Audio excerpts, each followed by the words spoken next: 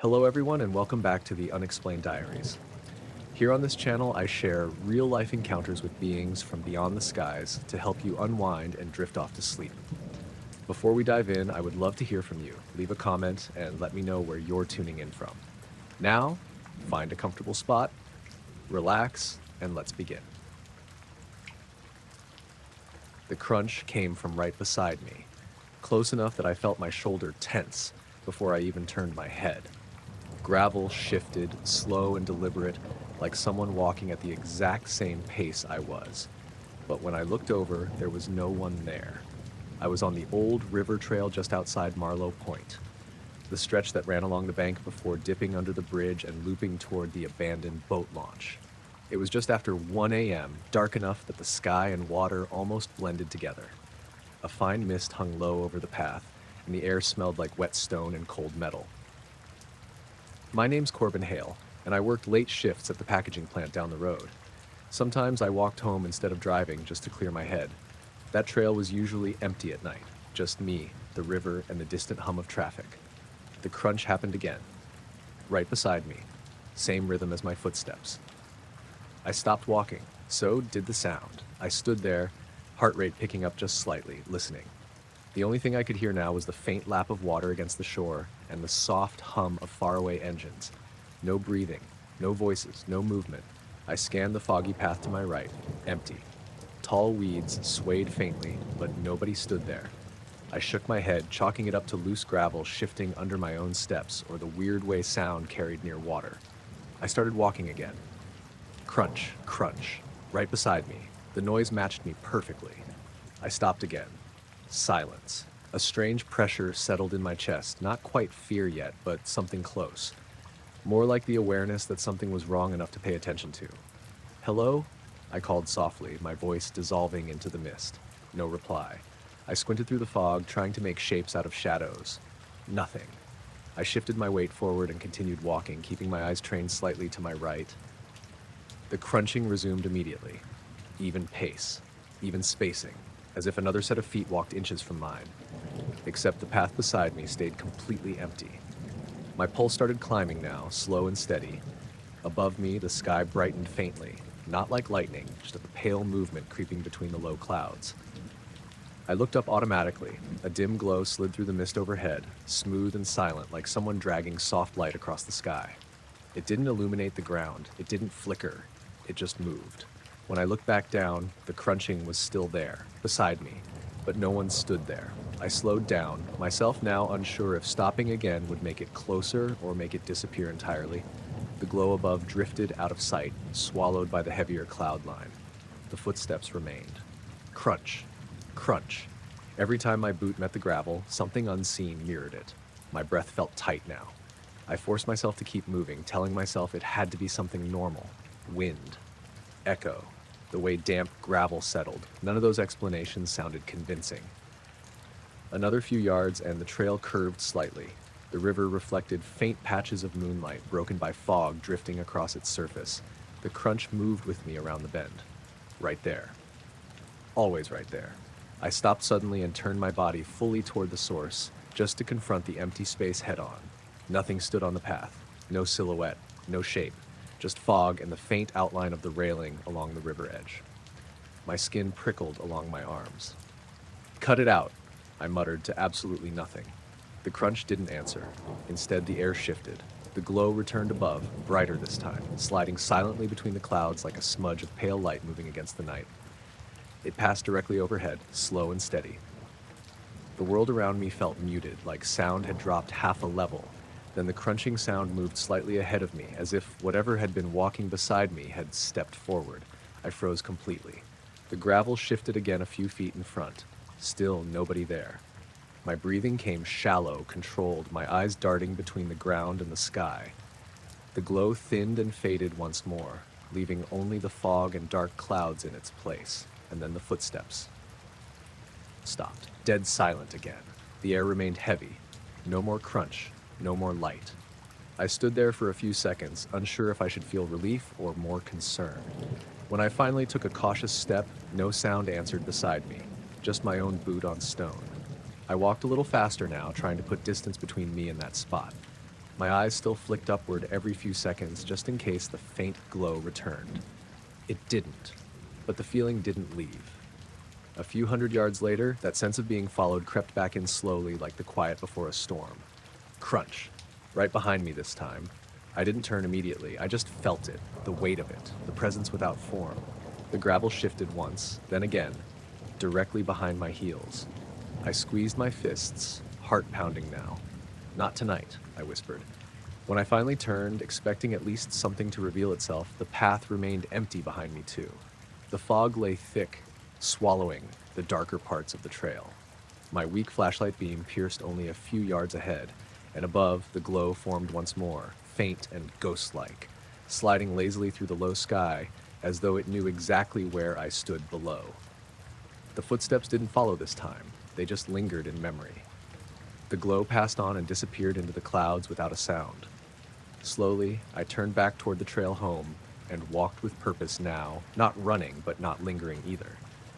Each step I took felt watched, weighed, like something invisible paced in parallel again without letting itself be seen. But the crunch never returned. By the time I reached the edge of the neighborhood and the first streetlights flickered into view, the air finally felt lighter, the pressure easing.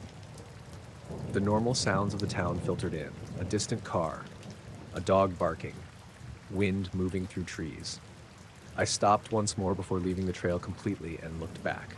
Fog, river, gravel path, nothing else. The sky above settled into its usual darkness, no more drifting glow, no strange brightness. But as I made the final walk toward my house, gravel crunching now only under my own feet, I couldn't shake the certainty that at some point tonight something had walked beside me that never intended to show its face. The reflection slid across my windshield in a smooth line, pale and slow, and when I checked the mirrors, there wasn't a single car behind me. I was driving south on Route 46 just outside of Camden Falls, the stretch that cut through open farmland and scattered tree lines before looping back toward the highway. It was late, maybe around 9:30, still warm but cooling off fast. The sky held that dusty purple look you get right after sunset, and thin clouds drifted quietly across the fading light. My name's Darren Klein, and I'd made that drive enough times to know how headlights usually played across the glass. This wasn't that. The reflection moved left to right across the windshield like something passed overhead or alongside the car, just out of view. It had a dull, milky glow to it. Not sharp, not bright enough to blind me, just enough to make me aware that something had shifted. I glanced up at the rearview mirror. Empty road, no headlights, no approaching glow. Then I looked up through the windshield. For a brief moment, the sky looked lighter. Not a sudden flash, not a beam, just faintly brighter, like someone nudged the exposure up and then back down again. My hands tightened slightly on the steering wheel. What was that? I muttered. The road ahead looked normal. The next stretch of fence posts blurred by. Tree shadows spilled across the pavement as usual. Everything else stayed the same. A few seconds later, it happened again. The reflection glided across the glass, slightly higher this time, like it traced an arc. Still no car approached. Still no light source anywhere that made sense. I slowed down a little, easing off the gas.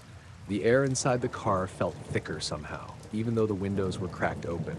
I could hear crickets and the faint whine of tires on pavement, but underneath it all lingered a strange awareness, as if the space around me had shifted just slightly out of alignment. I flicked on my brights for a moment, scanning the roadside. Nothing.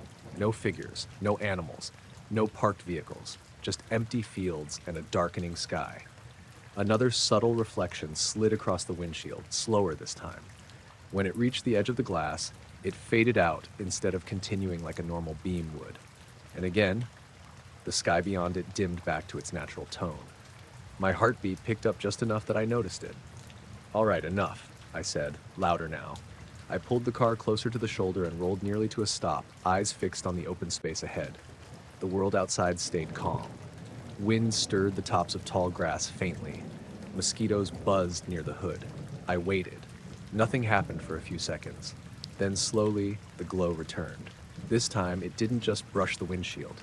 It hovered faintly above it, like a pale haze drifting across the glass, smooth and deliberate. Still silent, still untethered to anything visible. The sky behind it grew slightly brighter again, almost glowing, but the road underneath stayed dim and unchanged. No reflection on the hood, no clear source, just light suspended in the wrong place. I swallowed hard. The glow slid off the edge of the windshield and disappeared, leaving behind the same empty stretch of darkness. I sat there, still idling, pulse steady but alert, eyes scanning every direction. To my right, the field stretched low and flat, broken only by a line of lone trees. To my left, the road curved out of sight, but there was nothing. No explanation materializing. I forced myself to keep breathing, slow, steady, like if I pretended it wasn't happening, it might just go away. After another minute, I eased the car forward and continued driving, a little slower than before. A few hundred yards later, the reflection swept across the windshield again, this time brighter, sharper, and the sky flashed faintly for just a split second, as though something large had passed between whatever light source existed and the ground below. My throat went dry. The glow traced a smooth curve and then faded, gone as quickly as it arrived. I glanced at the sky again. Nothing moved except thin clouds drifting lazily. I checked my mirrors for the third or fourth time. No one followed. No headlights, no distant glow. The road stayed as empty as it had been when I turned onto it. Still, the feeling didn't fade. A sense of being watched crept in slowly, not like sudden panic, but like quiet awareness pressing at the edges of my nerves. Like something unseen had noticed me noticing it. I turned the radio on for distraction, letting some low-volume music fill the car. It helped break the tension just enough to make the quiet feel less unbearable. Still, my eyes kept darting up to the windshield, waiting for that smooth, pale line to return. And it did. Again and again, spaced out, subtle, controlled, always silent. Always leaving the sky a shade lighter for just a fleeting moment. Eventually, as town lights appeared ahead, the phenomenon stopped. The reflections didn't appear anymore. The sky stayed its normal dark blue shade. Streetlights cast their predictable orange glow on the pavement. Cars passed in the opposite direction, grounded and real. I breathed easier without realizing it. By the time I pulled into my driveway, the odd light felt unreal, like a half-remembered image from a dream. But the tension in my shoulders told me it had been something more than imagination. I sat in the parked car for a moment, staring through the windshield where that reflection had moved. Nothing now. Only the soft glow of my front porch and the quiet hum of the world around me. Inside, my apartment felt warm and familiar. I set my keys down, poured a glass of water, tried to shake the lingering sense that the road had shared something with me that night. Later, when I stepped onto the small balcony to get some air, I glanced up at the sky again, half expecting that faint brightness to return. It didn't. The darkness settled naturally over the neighborhood, calm and ordinary. Still, the memory of that slow, deliberate glow sticking to glass that no light source could explain stayed lodged in my thoughts far longer than I'd like to admit. The forest went quiet so fast it felt like someone had muted it. I noticed it mid-sentence, halfway through complaining to myself about the cheap tent zipper snagging again. 1 second there were crickets, beetles clicking against leaves, the low, steady buzz that always filled the air this time of night. The next, there was nothing, not a single chirp. I stopped moving and just listened. Silence. Not peaceful silence. Heavy silence. I was camping alone at Lake Arbordale, a small wooded site a half hour outside of Harrier's Point. It was early fall, still warm enough for mosquitoes, but cool enough to keep the sweat from sticking. The sky had been clear earlier, but low clouds had started rolling in around dusk, smudging the stars and making the trees look taller than usual. My name's Colin Dreyer. I'd done solo trips plenty of times. I knew the normal sounds of the woods. This wasn't normal. I stepped out from the tent, boots sinking slightly into the soft dirt. The lake shimmered faintly to my left, reflecting a weak sliver of moonlight that kept disappearing behind the clouds. Everything felt too still, like the air itself had paused. Seriously, I muttered, scanning the tree line. No movement. Leaves hung limp. Even the wind had died down. Then I saw it. A dim light hovered just above the tree line on the far side of the clearing. Not bright, not sharp, just a soft, pale glow sitting there, barely illuminating anything around it. It didn't cast beams. It didn't flicker. It looked like someone had drawn a faint circle of light and left it suspended in the air. I stared at it, unsure if I should blink. It wasn't rising, it wasn't falling, just there. My stomach tightened in a slow, creeping way. Okay, I whispered. Nope. The silence around me felt wrong, like everything that usually lived out here had decided to hold its breath. The only sound I could hear was my own, shallow breathing. The glow shifted slightly, just a few inches, drifting sideways like it was following a path I couldn't see. The trees beneath it didn't brighten, the ground didn't reflect it. It existed without touching anything around it. I took one step back, then another. The dim light slid a little higher and then slowly dipped, as if fading behind the top of the trees without actually moving away. And then it vanished. Just gone. No flicker. No trail. No sign it had ever been there. Right after, the insects slowly crept back into the night, one chirp at a time, building until the forest sounded alive again. But the normal noise felt forced, like an echo of how things were supposed to be. I stood frozen, staring at the space where the light had hung. Just pack up, I said to myself, voice barely steady. Just pack and go. Still, I didn't move right away. I kept looking as if I might spot it again or catch some explanation trying to emerge from the darkness. Nothing did. Finally, I turned back toward the tent and started shoving things into my bag with more force than necessary. I zipped it closed, slung it over my shoulder, and tried not to let my eyes wander too much. The walk back to the trailhead felt longer than it had earlier. Every small crack of a branch made my shoulders tense. Every brief rustle of leaves drew my attention sharp as a knife. About halfway down the path, something odd happened again. The night sounds dulled. Not full silence this time, but softened, as if a layer had been placed between me and the world. The air felt thick, almost pressurized. I slowed. Faintly ahead through the trees, I saw another glow. Smaller this time. Lower. It brushed the forest floor for a split second before lifting upward and dissolving into the darkness. My heartbeat thudded harder now. I didn't want to follow it. I also didn't want to turn my back on whatever direction it might choose next. So I stood there, frozen, waiting for something else to happen. It didn't. The glow never returned. The forest resumed its normal soundtrack, almost too cheerful in contrast. By the time I reached the parking area, my hands were shaky, even though the night air wasn't cold. I opened the trunk, tossed my pack inside, and got into the driver's seat with more relief than I'd expected. I sat there for a minute, just breathing, listening to the quiet tick of cooling metal. The headlights cut a familiar, safe path through the trees ahead. I glanced once more toward the tree line. Dark. Unremarkable. Just forest. The drive home felt endless, my eyes jumping to every bit of reflected light off the roadside. But nothing followed. Nothing appeared above the trees. When I finally pulled into my driveway, the porch light and familiar sight of my house calmed my nerves a little. Still, I didn't fully relax until I locked the door behind me. Inside, everything hummed with ordinary life. Refrigerator, ceiling fan, the faint glow of my phone charging. I checked the time, 11:42 p.m. Only an hour had passed since I'd noticed the silence in the woods, but it felt much longer.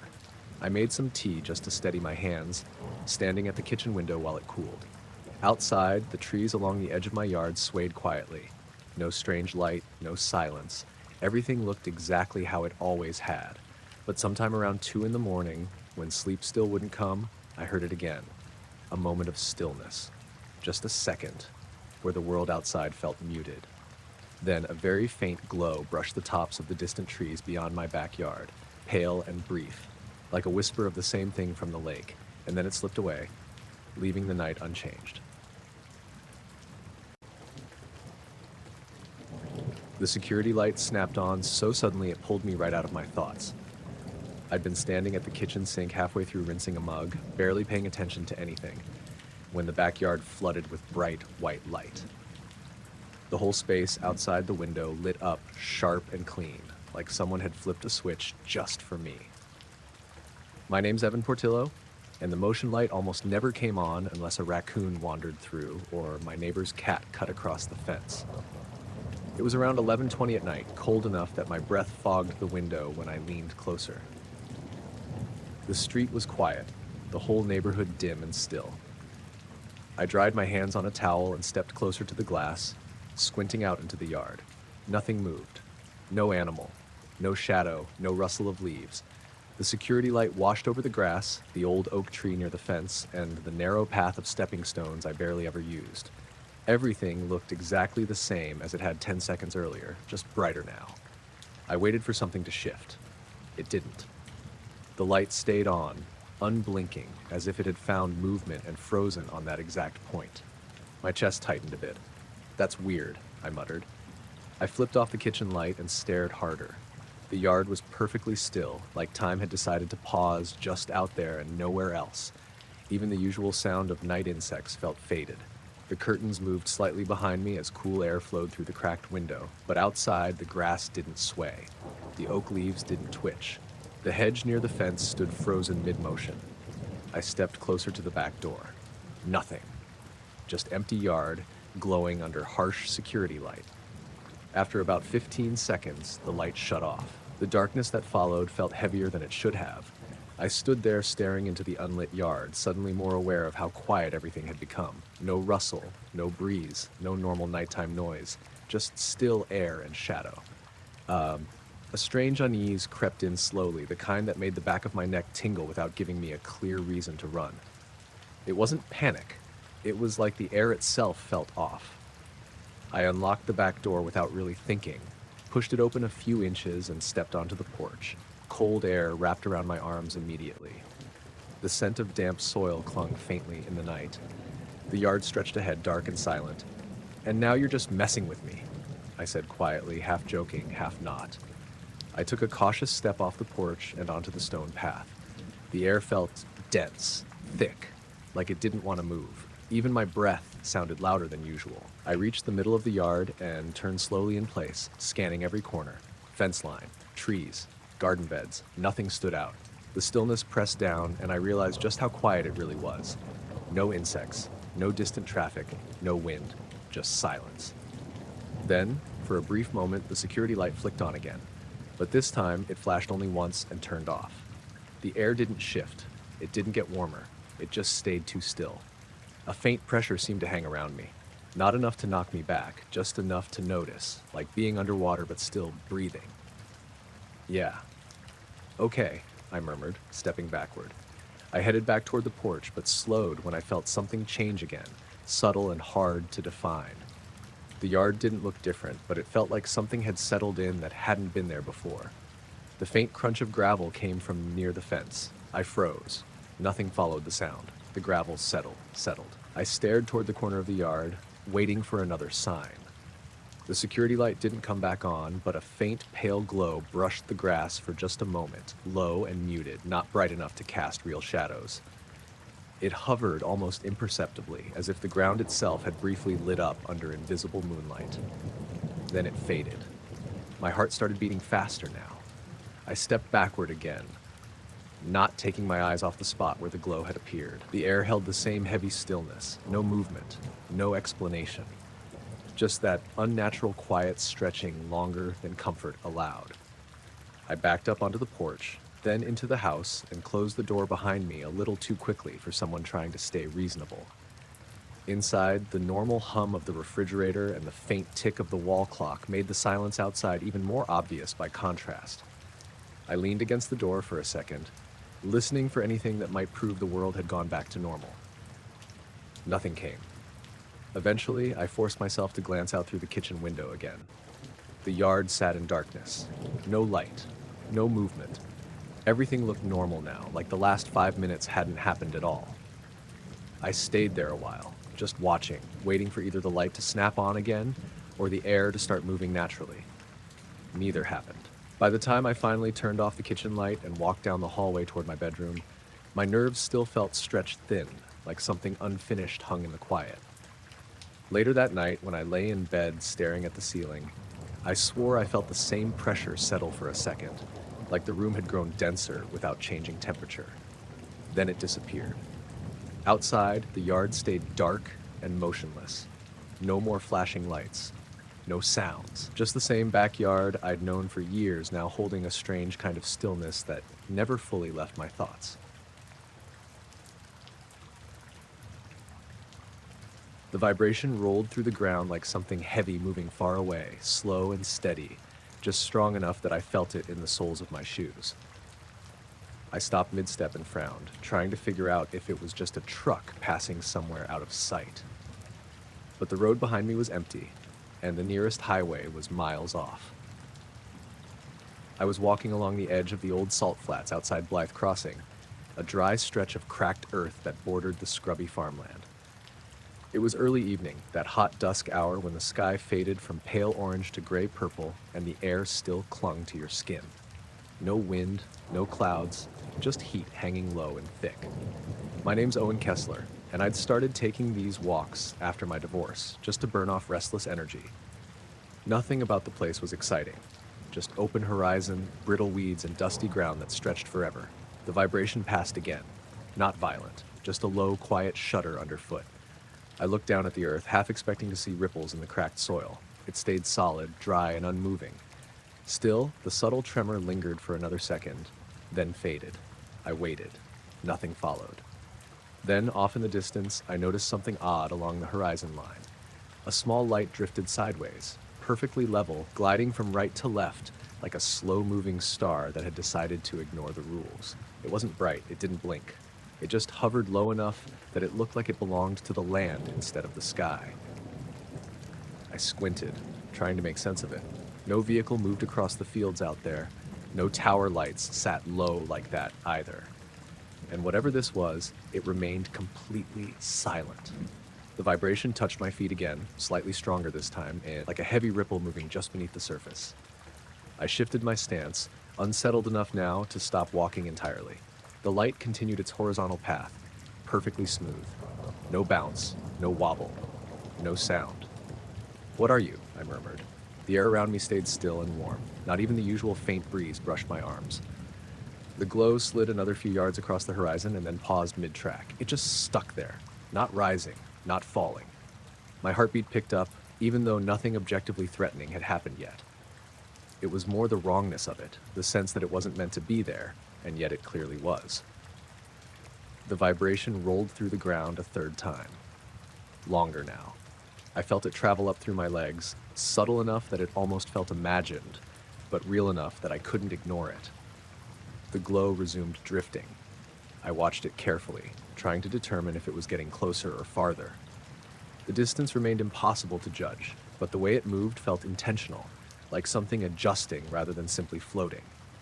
The sun slipped lower, bleeding out the last warm color of the evening, and the light remained unchanged. As I stared, another moment of stillness crept in. The usual hum of evening insects dulled. The faint rustle of dry grass softened to near silence. Then the glow shifted slightly upward and slid farther left, crossing behind the distant silhouette of a low ridge before reappearing again with the same dull brightness. No beam, no glare, just presence. Something about that bothered me more than if it had looked dramatic or obvious. It behaved too calmly, too controlled. The vibration hit again, just a small pulse, then faded. I waited for the earth to fully settle, listening. The light hovered once more and then drifted slowly off, vanishing behind the far edge of the horizon until it was gone completely. The sky returned to an even shade of dim gray. The ground beneath me stilled. And yet, the feeling didn't. I stood there longer than I'd meant to, eyes trained on the empty stretch where that light had last lingered. No new movement appeared. The silence slowly gave way to the usual distant buzz of evening sounds again. Still, a tightness lingered in my chest. I finally pulled my phone out to check the time. 8:57 p.m. Only a few minutes had passed, but the moment felt stretched, disconnected from normal flow. I glanced up again. No light, no horizon shift, just empty open land. Probably some weird tower light in the distance, I muttered, though I knew there weren't any towers that low. I turned and started walking back toward the gravel lot where I'd parked, keeping one eye on the sky without fully meaning to. Another vibration brushed my feet, faint but distinct. This time the light returned, further to the left now, smaller, but still drifting sideways in that same controlled line. My steps slowed again. The air grew heavy in that subtle way that made everything feel more alert, more aware. The glow advanced across the far line of land, like it was pacing something unseen beneath it. I watched until my eyes watered slightly from staring so intently. Then it faded again, just as smoothly as before. And though the ground stilled once more, The sense of being linked to whatever that light was didn't fade with it. I quickened my pace toward the car now, no longer interested in stretching the moment or pretending I wasn't unsettled. I reached the gravel lot and glanced one last time over my shoulder.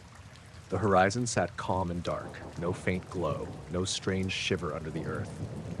I drove home with the windows down, letting cooler air flow into the car as dusk deepened fully into night. Still, every stretch of open land I passed made my eyes instinctively search for that small drifting point of light. None appeared. When I parked in front of my house, the porch light glowed, warm and familiar. My neighbor's dog barked lazily from across the yard. Everything felt normal again, at least on the surface. Inside, I poured a glass of water and leaned against the kitchen counter, replaying the moment over and over in my head. That strange movement, the silent glide, the way the ground had stirred beneath me. Later, when I stepped back outside just to breathe in the cooler air, the night sky stayed quiet and empty. No glow along the horizon, no rippling underfoot. But even then, as the breeze brushed past my arms, I couldn't shake the sense that whatever had moved out there hadn't been random, and that somewhere beyond the line of darkness, something had simply chosen to pass through my field of view long enough to be noticed. The first time I noticed it, I thought it was just a trick of the light. I was sitting on a flat rock near the edge of Willowmere Lake, the quiet little spot about 20 minutes outside Fairhaven that no one really bothered with anymore. It was late afternoon, the sky overcast but bright enough to see everything clearly. A light breeze rolled across the water, pushing small ripples toward the shore, and the air smelled faintly like damp leaves and cold stone. Fall had just started to lean in, and the trees along the edge of the lake were beginning to lose their color. My name's Nolan Pierce, and I'd gone out there to kill time more than anything. Work had been rough all week, and I just wanted somewhere still enough to sit without hearing someone talk at me. The surface of the lake looked normal at first. Dull gray water reflecting a soft blanket of clouds. Occasionally a leaf would drift by, or a fish would break the surface and vanish again. Then something moved beneath it. Not a splash, not a ripple. A dull reflection, like a shadow sliding under the water, shifted sideways just a few feet from where I was sitting. It wasn't dark enough to be a branch. It wasn't sharp the way a fish's body flashes in the sun. It was more like a blurred shape, moving slow and smooth, like something passing under frosted glass. I leaned forward slightly, narrowing my eyes. The shape faded almost immediately, melting back into the flat gray of the lake before I could fully focus on what it had been. I waited. Nothing else appeared right away. I told myself it had probably been a cloud reflection changing with the ripple pattern, something natural, something forgettable. But my eyes stayed fixed on the same patch of water. A minute passed, then two. Just when I'd started relaxing again, it came back. The reflection slid through the water again, this time a little farther out, moving horizontally, steady and calm. No splashing, no disturbance, just a shifting tone beneath the surface, like something passing between layers. My stomach tightened. "What is that?" I murmured, leaning closer to the edge. The dull shape wavered and disappeared once more. The water flattened out again, returning to its normal muted sheen. I stayed perfectly still, barely blinking, waiting for it to come back. The lake felt suddenly bigger, deeper. A faint sound of leaves crunching behind me made my shoulders tense. But when I glanced back, no one was there. Just the dirt path winding through the trees, empty and quiet. I looked back to the water. Still nothing. The breeze shifted slightly, brushing cold air across my skin. The surface of the lake rippled softly, reflecting the gray sky without disturbance. Just as I started to feel ridiculous for getting worked up over nothing, a longer stretch of shadow appeared beneath the surface, darker than before, passing slowly from left to right. It moved too evenly to be drifting debris, too smoothly to be a fish. It looked deliberate. I sat frozen, watching it glide under the water like something pacing just beneath where I could see. It didn't break the surface, it didn't form waves. It just passed, and then softly dissolved like the earlier ones. My heartbeat picked up, slow and loud in my ears. I crouched down closer, careful not to slip on the rock, scanning for any visible source. The bottom of the lake wasn't visible that close to shore. It just darkened quickly into murky depth. A chill crept up my arms. The air went strangely still, like even the wind had paused. Then another ripple began, but not from the surface. It felt like motion underneath, like a silent displacement, like a heavy presence shifting position. The dull reflection turned up one more time, closer now, around 15 feet out. It lingered slightly longer than before, then faded away into nothing. I exhaled slowly. "Okay, I'm done," I muttered. I picked up my bag and started backing away from the shoreline, eyes still locked on the water. Every step felt heavier than usual, like the ground had become less reliable. Behind me, the forest remained quiet. No bird calls, no insects, just the faint hum of the water brushing gently against rock. I turned once more, just to be sure I hadn't imagined it. The lake's surface looked calm and unremarkable. Then the water dimmed slightly in one narrow stretch, a faint path of shade that slid beneath the reflection of the clouds. It faded before I could pinpoint its shape. My chest tightened again. I stepped back farther until my boots hit dry dirt. Nothing else appeared.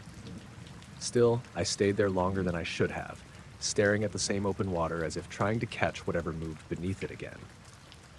Eventually, the normal sounds of the place returned. Leaves shifting, a distant crow calling out, a faint rumble of a car far down the road. The tension eased just slightly. I finally turned away and walked back along the trail toward the parking area, but something about that lake didn't feel the same anymore. Halfway up the path, I heard a soft splash behind me. Not a big one, just a light disturbance. I froze, heart thudding again. The trees stayed still, no new movement. I turned slowly. The water surface now lay smooth and innocent again, no sign of whatever had slipped beneath it. I stared for a long moment, waiting for more. Nothing came. The trust I'd had in that quiet little lake felt cracked in a way I couldn't explain. The drive home passed uneventfully, but I kept picturing the way that dull reflection had moved, like something navigating a deeper world I had no access to. That night, when I lay in bed, I kept thinking of that slow glide under the surface, the way it never fully revealed itself and never stirred the water above it. Even now, when I pass by lakes and ponds, I catch myself watching just a little longer than before, waiting for that muted shadow to reappear, slipping silently beneath the surface and away before reality has time to understand it. The faint clicking pulled me out of sleep in the softest way, like something tapping rhythmically just outside the window. I opened my eyes and lay still, listening. The room was dark except for the pale digital glow of the alarm clock on my nightstand. 3:17 a.m. The clicking continued, slow and steady, like a quiet mechanical sound that didn't belong to any appliance in the house. My name's Rowan Ellerby, and I lived alone in a small cabin on the edge of Pine Hollow, about 15 minutes outside Larchmont. It was the kind of place people called peaceful during the day and too quiet at night. No street lights, no close neighbors, just trees, gravel, and wind most of the time. But this wasn't wind. The clicking had a pattern. Soft, controlled, almost deliberate. I pushed the blankets aside and swung my feet onto the cold floorboards, keeping my movements slow so I didn't fully wake the house. The sound came from outside my bedroom window, which faced the tree line. I stepped closer and gently pulled the curtain back. A soft glow drifted between the branches, not bright enough to illuminate the ground, but clear enough to be seen. It moved sideways, sliding slowly behind the tree trunks like it knew exactly where to go. Not bobbing, not flickering, just gliding. The clicking stopped. I held my breath, staring into the dark. The glow slipped farther into the woods and then vanished behind the thickest cluster of trees, leaving the forest pitch black again. My heart beat slow and heavy in my chest. The night returned to silence.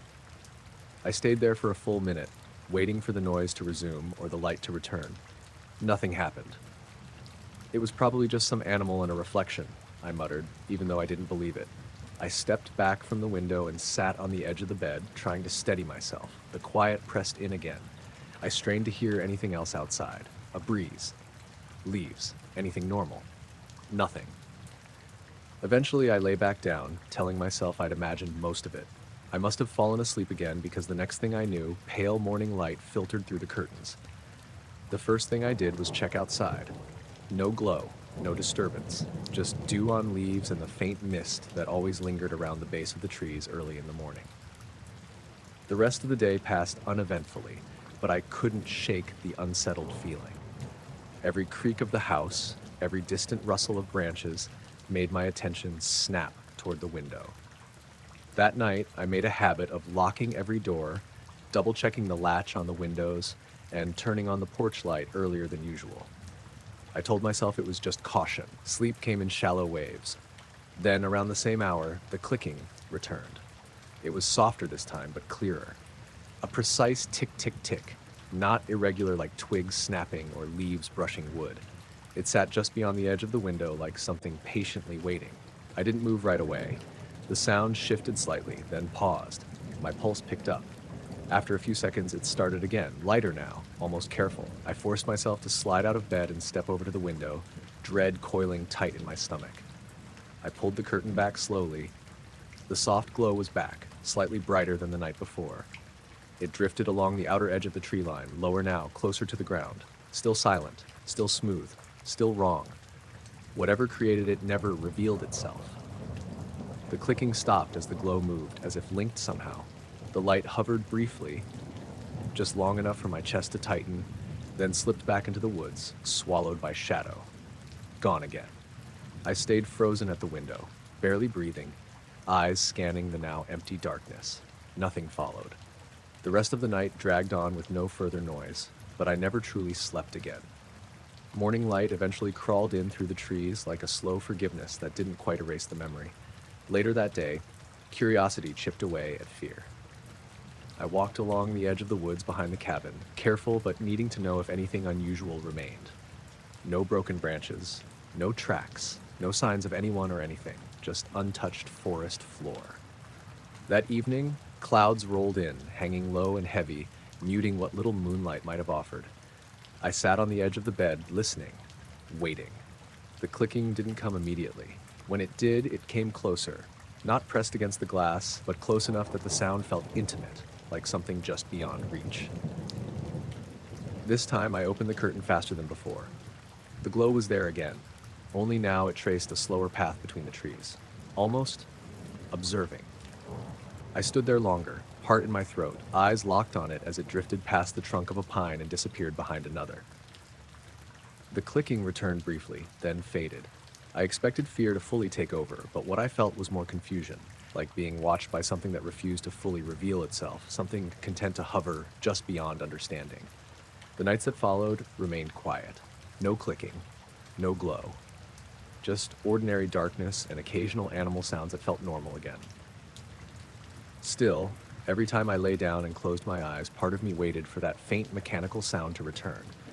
The subtle sliding light threading through the trees like it had its own quiet purpose. Weeks passed without incident, but the sense that something had briefly brushed against my reality didn't dissolve. It just lingered, faint and unresolved, like a memory I couldn't place but couldn't forget either. The porch light flickered twice and went out completely, leaving the front steps in shadow. I was standing just inside the screen door, one hand on the knob, watching it like maybe it would magically turn back on if I stared long enough. It didn't. The rest of the house was lit up behind me, but the yard suddenly felt darker than it should have. It was a cool, damp evening, one of those early spring nights where the ground still held moisture and the air smelled faintly like wet concrete and budding plants. A thin layer of fog clung low to the grass and drifted toward the street in slow patches. My name's Marissa Coleman, and I lived alone in a small, split level on the edge of a quiet neighborhood in Everett Hills. Nothing fancy, just a few blocks of nearly identical houses, trimmed lawns, and the occasional barking dog. The porch light had been working fine an hour earlier. I'd flipped it on out of habit before taking the trash out. Now it sat dead, and the bulb didn't even glow faintly. Great timing, I muttered. I stepped out onto the porch, the cool air immediately brushing against my arms. The motion sensor on the driveway light didn't trigger, which felt wrong. Usually even a breeze would set it off. I glanced up instinctively, checking the fixture above the door, then scanned the yard. That's when I noticed it. A soft, pale light hovered just above the roofline, slightly to the right of the chimney. Not bright, not flashing, just a gentle glow like something dim and steady floating in place. It wasn't a star. It sat too low and too close. It also didn't move. I froze, staring at it. The light held steady, suspended in a way that didn't make sense. It had no clear shape beyond a soft, rounded blur and no visible source. No beam, no reflection, just presence. I tried to rationalize it. A drone, maybe? A reflection? Some weird angle of a street lamp? But it stayed silent. No hum, no buzz, no mechanical noise at all. The air around me felt unnaturally cold now, or maybe I'd just gone tense without realizing it. "Hello?" I called out, feeling immediately ridiculous for saying anything at all. The light didn't respond. It lingered for what felt like 10 seconds, maybe more, and then slowly faded until the sky was empty again. Just dark roof shingles and a drifting veil of fog. My chest felt tight, and I realized I'd been holding my breath. I waited, eyes locked on the same patch of sky, expecting it to return. Nothing happened. The porch light remained dead. I stepped down off the porch, moving cautiously across the damp walkway, trying to inspect the fixture, as if that somehow explained what I'd just seen. I reached up and twisted the bulb slightly. It stayed dark. Behind me, the yard sat silent and still. No crickets, no distant traffic noise, just quiet. I glanced up again. Nothing. Only the faint outline of the roof and a heavy gray sky. I told myself it was probably a wiring issue and made my way back inside, locking the door. The normal hum of the refrigerator and soft tick of the living room clock should have settled me, but they didn't. I kept drifting toward the front windows, peeking through the blinds every few minutes, half expecting to see that glow return. It didn't. After a while, I forced myself to sit down, turned on the TV just for background noise, and tried to move on with the night. Around 10:30, I noticed something else. The hallway felt oddly dim, like shadows had shifted even though the lights hadn't changed. The porch light still refused to turn on, no matter how many times I flipped the switch. I finally gave up and went to bed, telling myself I'd deal with it in the morning. Sleep came in uneven waves. I kept waking to small sounds, subtle creaks, the soft groan of the house settling, things totally normal that suddenly felt louder. At one point, I heard a faint thump outside, like something brushing the siding. I lay still, listening. Silence returned. Eventually, exhaustion pulled me back under. When I woke the next morning, gray light filtered through the curtains. The porch light was still off. I made coffee and stepped outside just to check the yard. Everything looked normal, grass damp with dew, a faint mist lingering along the fence line. Not a single sign that anything unusual had hung over my roof the night before. The fixture itself looked fine. No cracks, no burnt smell, nothing out of place. I flipped the switch again. The light came on instantly. A warm yellow glow spread over the porch like it had never failed at all. I stared at it for a long moment. That evening, when dusk settled again and the fog crept back in, I sat by the window instead of on the porch, watching the sky with more attention than I ever had before. The porch light stayed on. Everything looked the way it should. Still, a strange tension sat in the back of my mind as the night deepened, like I was waiting for something I couldn't name. Around midnight, the light flickered once more. Just once. I watched as the world outside darkened again, my heart thudding quietly in my chest. My eyes drifted upward toward the roofline, scanning the sky for any hint of that pale presence. This time, nothing appeared. Just fog, shingles, and the blank quiet of the night. The light snapped back on after a few seconds and stayed steady. I didn't move. I kept staring through the glass, unwilling to look away, as if turning my back would make something unseen drift back into place above the house. But the sky remained empty, and even as normal sounds slowly returned, distant cars, a faint dog bark, the whisper of wind brushing leaves, the sense that something had briefly paused over my roof, watched for a moment, and then slipped away, never fully left the air. It started with that weird feeling in my chest, like someone was standing close behind me, even though the sidewalk was empty. I was walking home from the late shift at O'Rourke's Pharmacy, taking the usual route through the older part of town where the streetlights were spaced too far apart and half of them flickered like they'd given up trying. It was close to midnight. Fog rolling in from the river a few blocks over, thick enough to blur the edges of everything without fully hiding it. My name's Declan Moore, and I'd made this walk 100 times before without thinking about it. Same cracked concrete, same leaning stop sign, same quiet stretch of houses that never seemed to sleep. But that night, every step felt watched. Not the casual kind of watched you get when someone's car slows down or a stranger walks by. This felt heavier, focused, like an awareness that followed just a little too closely to ignore. I glanced over my shoulder the first time and saw nothing, just the glow of a street lamp diffused through fog and the empty road curving back toward the intersection. I kept moving. The feeling didn't fade, it stayed, clinging to the space just behind my shoulder blades, tightening every time my mind tried to relax.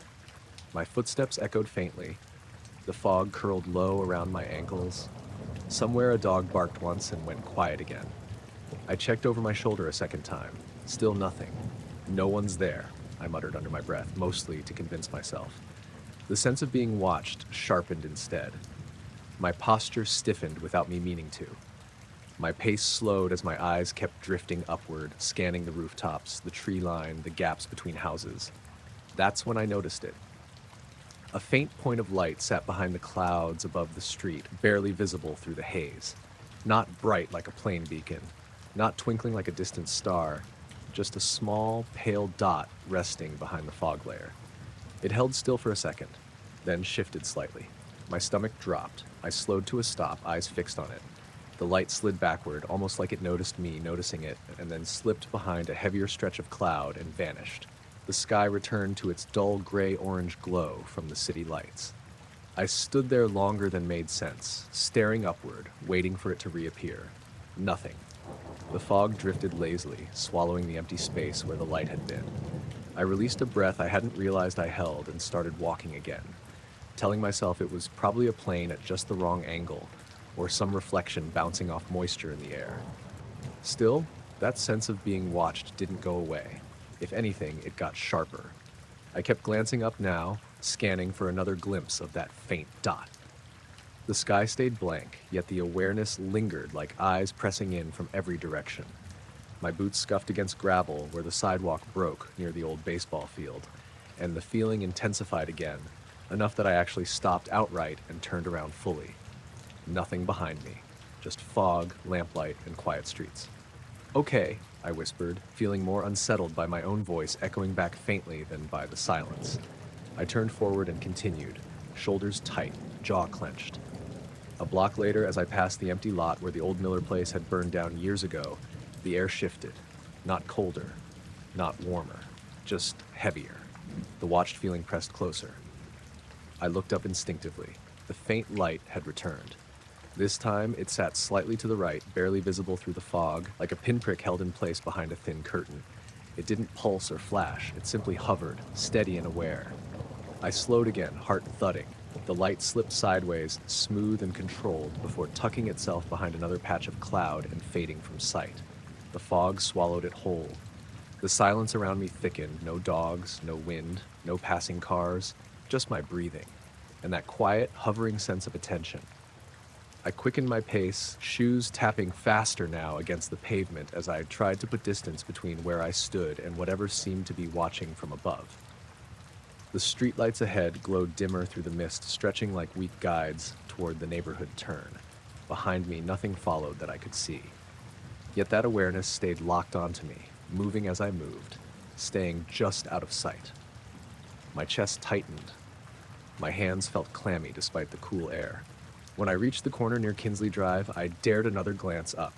For a brief second, the light flickered into view again, just barely there, hovering behind the thicker band of clouds. Then gone. My pace turned practically into a brisk walk, every step louder now in my ears. "Just get home," I muttered. The final stretch toward my place closed in slowly, despite how fast I felt like I was moving. The moment I stepped onto my block, the feeling dulled slightly, like whatever had been watching no longer hovered directly overhead, but still lingered nearby. I glanced up again, more cautious than curious. The sky returned to normal. No glow, no faint pinprick, only the fog drifting silently over dark rooftops. The sense of eyes faded little by little as I reached my front steps, though tension still clung to my spine as I unlocked the door.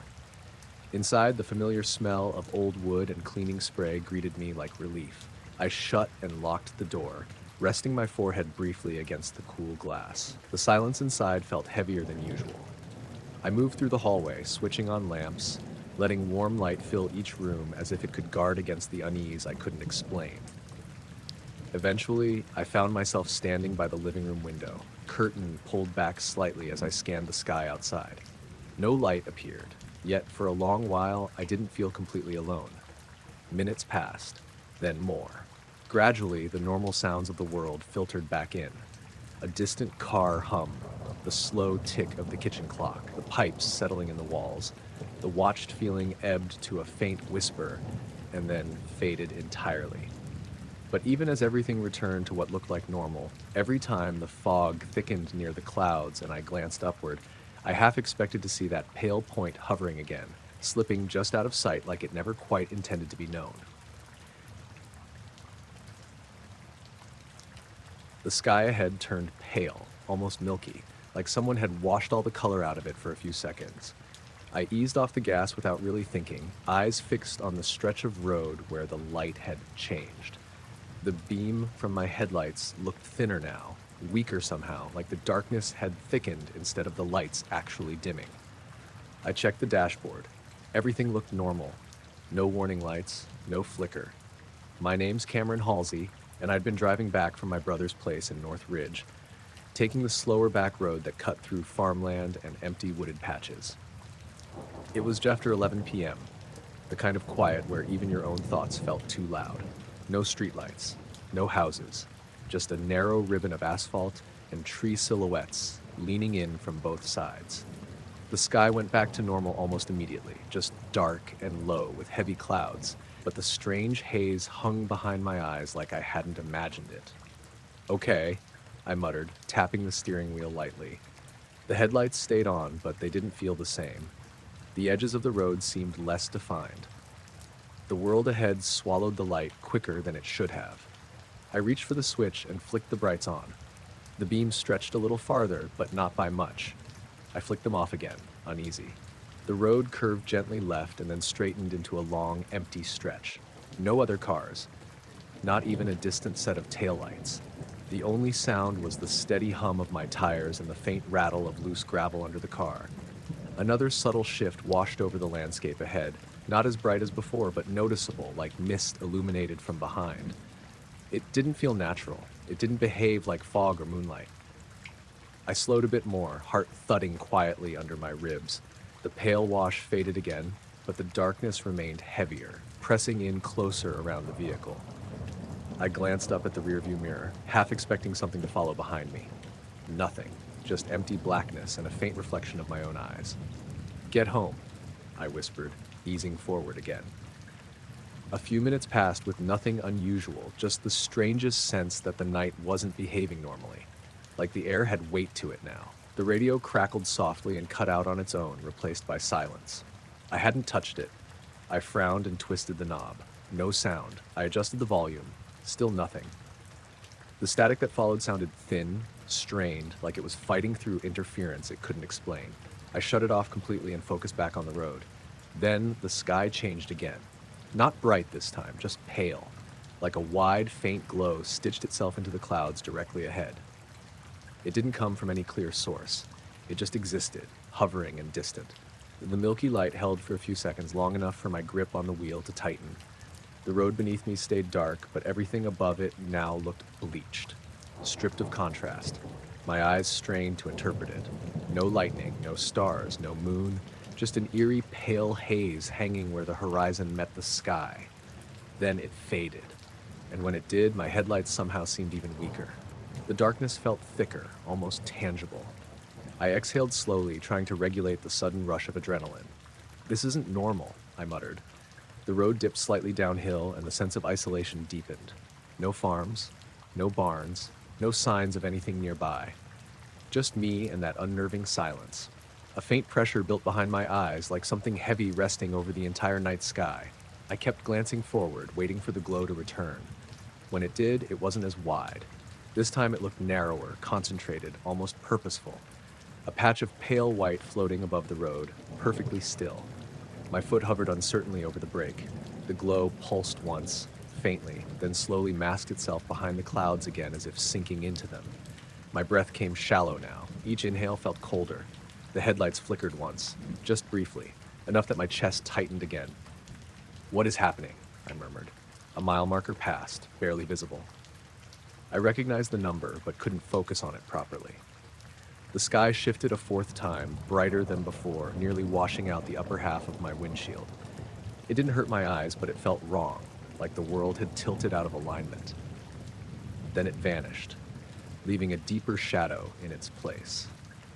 The headlights now barely reached the opposing tree line. I slowed down to nearly half the speed limit without meaning to, every sense sharpened as if waiting for something else to emerge. The road ahead looked longer than it should have. Endless. Another flicker washed the sky, then darkness crushed back over the road. This time a faint hum seemed to vibrate through the air, subtle enough that I questioned whether or not it actually existed. I rolled the window down slightly, hoping fresh air might break the tension. Cold rushed in, sharp and real. No smell, no movement, just night. The hum remained for a moment longer, then faded. The sky returned to normal darkness like nothing had happened, but the sense of weight didn't lift. I kept driving, hands stiff on the wheel, eyes fixed straight ahead, not daring to look anywhere else. Minutes passed, then more. Gradually, the headlights began to feel normal again, stronger, more defined. The radio came back on quietly without me touching it, playing a low, distant country station that faded in like it had never left. The worst of the darkness loosened its grip. The sky stopped shifting. Still, I didn't relax. Not until the first set of distant town lights bled through the trees and the comfort of something familiar eased into view. When I finally pulled into my driveway and switched off the engine, the sudden silence felt heavier than the road itself. I sat there for a few minutes, staring at the dark hood of my car, replaying every strange moment in my head. The sky's pale glow, the dimming headlights, the heavy air. Nothing felt like a coincidence, but nothing left proof either. When I stepped out and looked up, the sky behaved normally. Just clouds drifting slowly across a quiet night, no milky wash, no strange pulsing light. Yet even as I locked the car and walked toward my front door, part of me kept waiting for the darkness to deepen again and the sky to bleach white one more time, just long enough to remind me that the road held something I still didn't understand. The thin beam of light touched down in the field behind my fence so quietly that at first I thought my eyes were playing tricks on me.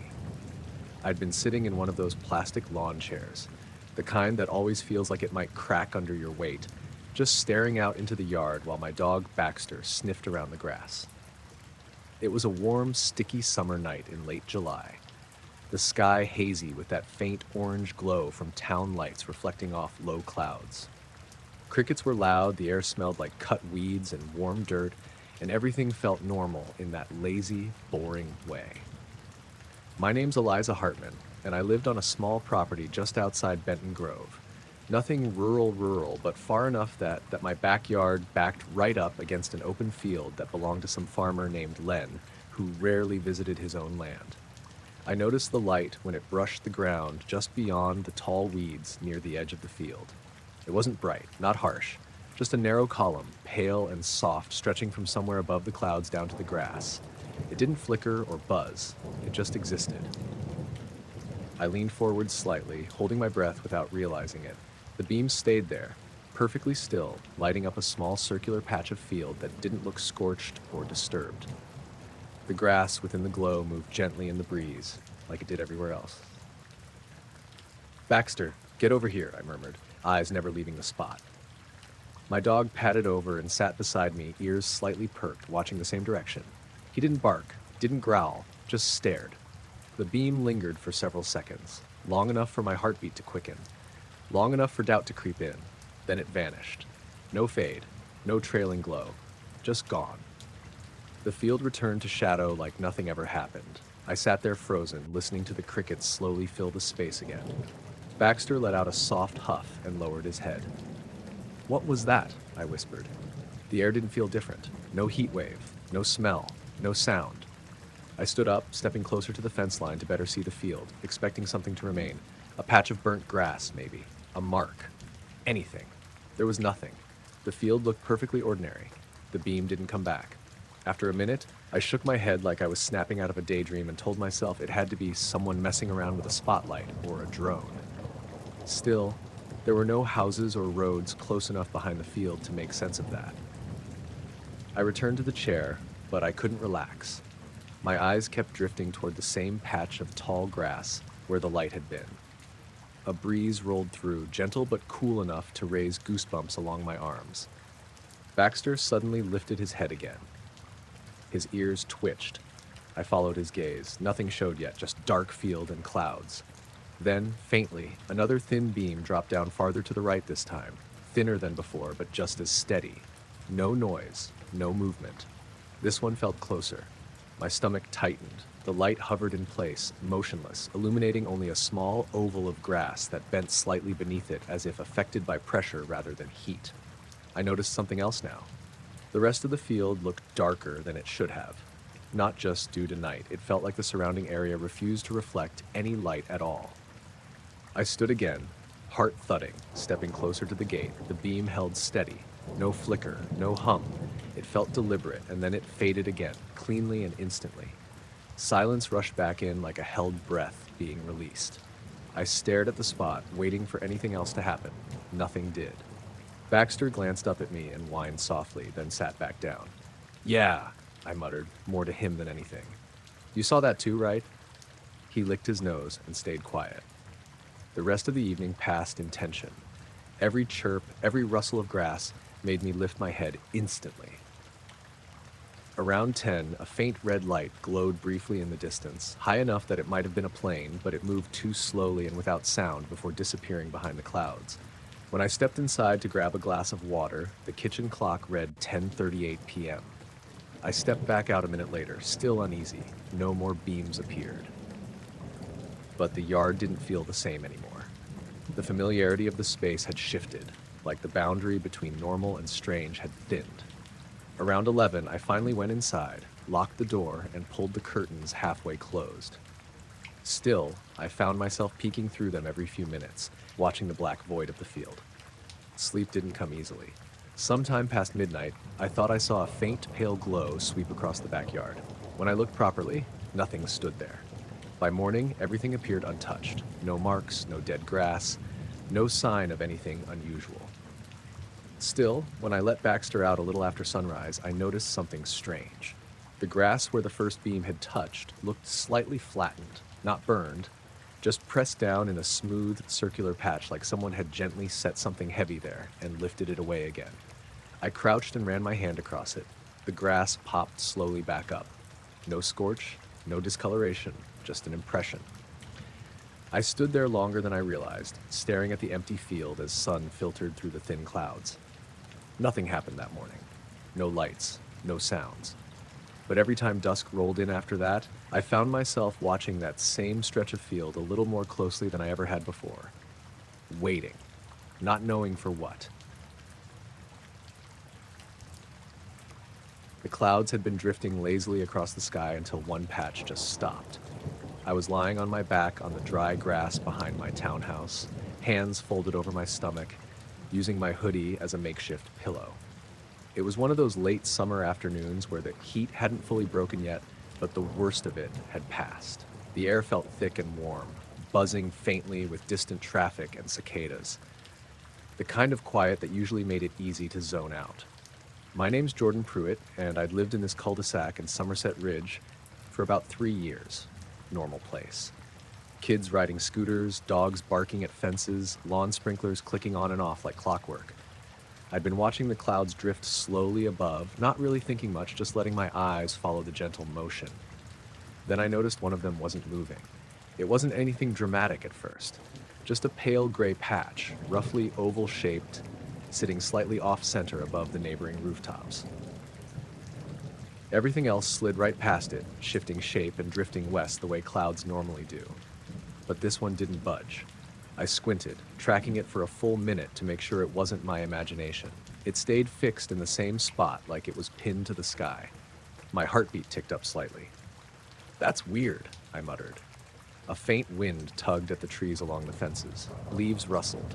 A lawn chair tipped slightly against my leg. Normal stuff.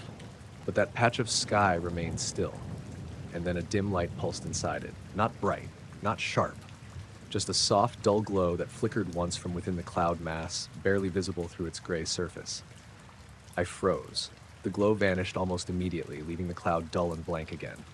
I sat up, propping myself on my elbows, eyes never leaving that spot above. "What are you doing?" I whispered under my breath. The rest of the clouds continued their slow drift, reshaping as they passed, but that one stubborn section held its place like it refused to follow the same rules. Then the light pulsed again, slightly stronger this time. Still not enough to light anything around it, just enough to confirm that something inside that cloud was aware enough to announce itself. A neighbor's dog barked somewhere 2 yards over, but the sound felt distant. I got to my feet slowly, not sure why standing felt safer than lying down. The cloud patch remained unnaturally still. Another faint pulse flickered. Then darkness again. No thunder, no aircraft sound, no change in wind. I grabbed my phone from the ground and checked the time. 6:41 p.m. I considered recording it but hesitated. Something about the moment felt too delicate, like trying to capture it might make it vanish or somehow escalate. A breeze passed, warm and slow, brushing my arms. I looked away for 2 seconds, just to check if anyone else in the neighborhood noticed. No one stood outside. No voices. No movement. When I looked back up, the cloud still hadn't shifted. But then the glow inside it lingered a moment longer before fading, almost like the light hesitated. My stomach twisted into a tighter knot. I couldn't tell if fear or curiosity was driving me at that point. The sky around it began looking slightly darker, the contrast growing more noticeable, like that one patch controlled the brightness of everything near it. I took a slow step backward without realizing I'd started moving. The light flickered again, this time a short series of faint pulses, uneven and subtle, like something struggling to break through the cloud cover. Then went dark. The cloud held steady a few moments more, and finally it drifted. Not smoothly, not gradually like the others. It slid sideways just a hair, enough that I noticed it breaking its perfect stillness. The rest of the clouds seemed to relax again around it, flowing naturally. The light didn't appear again. A sensation of tension faded slightly in my chest, but my eyes remained glued to the sky. Minutes passed. The cloud slowly began to dissolve, its edges thinning until it became just another irregular shape, merging with the rest. Nothing happened after that. The world slipped back into its normal rhythm like it had never paused. Still, I didn't trust the calm. I stayed standing there, breathing slow, watching the sky like it might behave strangely again. Eventually, a neighbor walked past the fence with their phone to their ear, chatting casually. Somewhere, the faint whir of a lawnmower rose and fell. I forced myself to sit back down, though my muscles stayed tense. The rest of the evening passed without further disturbance, but the moment replayed itself over and over in my mind. Later, once dusk pushed the orange hue out of the sky and replaced it with cool purple-gray, I noticed another subtle change. The same section of sky from earlier looked faintly darker than everything else above it. Not a cloud this time, just a dim pocket of stillness. I leaned back against the patio chair and watched. It stayed motionless for almost 5 minutes. Then, for the briefest moment, a weak light flared inside it again. No flash, just presence. Then darkness reclaimed it. I didn't move, didn't speak. I just watched the sky and let the unease simmer in silence. It never returned that night. Over the next few days, I kept finding excuses to glance upward when I stepped outside. Most of the time, everything looked normal.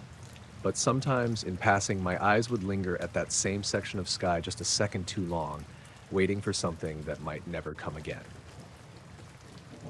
Nothing like it ever repeated exactly. The clouds flowed like clouds should. The wind felt normal. But every now and then, when the light hit just right and the sky looked a little too calm, I felt that same small prickle of awareness crawling up my spine, like the sky itself had briefly woken up, and then pretended nothing had happened. Every single bird on the power lines lifted off at the exact same second. I'd been walking along the narrow road that cut behind the old marina, the one lined with leaning utility poles and scraggly grass that never got trimmed right. It was just after 6 in the morning, the kind of gray-blue light where the world still looked half asleep. A light fog hung over the water and crept across the pavement in slow ribbons, and the air felt damp enough that my hoodie clung slightly to my shoulders. My name's Theo Marquez, and I'd gotten into the habit of taking early walks after moving to Harbor Point, a small coastal town that mostly felt forgotten by anything bigger than a grocery store chain. The only sounds usually came from trucks heading toward the docks or gulls fighting over scraps. That morning had been completely normal, quiet, calm, peaceful in a boring way, until the birds left. They'd been lined up along the wires, dozens of them, sitting so still it almost looked staged. Then, without warning, every one of them exploded into the air together, wings beating in a frantic blur before scattering in all directions. The sky above them emptied. I stopped mid-step, watching the last of them vanish into the fog. "What the hell?" I muttered. Before I could even process how strange that had been, a low hum slid over me from above. Not loud, not shaking, just a deep, steady tone that came from somewhere high overhead, like pressure moving through the air. It passed slowly, traveling from behind me toward the open water. I turned and craned my neck upward, eyes searching the pale sky. Nothing. No helicopter. No plane. No drone sound. Just that low, smooth vibration that faded as it moved farther away. The fog swallowed everything. The silence that followed felt heavier than it should have been. I stood there for a few moments, listening, hoping for another normal sound to return. Waves. Wind. Anything. Instead, the quiet stretched tight like the air was holding its breath. I finally resumed walking, slower now, scanning the sky every few seconds, even though it looked completely empty. The birds didn't come back to the wires. Another block down, I noticed something else. The water along the edge of the marina looked strangely still, almost glassy, even though the tide should have been coming in. No gentle movement. No soft slapping against the pylons, just a flat surface reflecting a pale morning sky. The fog thickened slightly as I moved, wrapping low around my shoes and drifting across the dock beams. A second hum passed overhead, this one softer but unmistakable. It lingered longer, like whatever produced it was moving slower this time. The tone didn't change, it didn't waver. Just that steady presence passing above the mist. I stopped again, turning in place, like trying to get any visual on the source. Still nothing. The wires overhead remained empty. The sky stayed blank. My chest tightened just a little.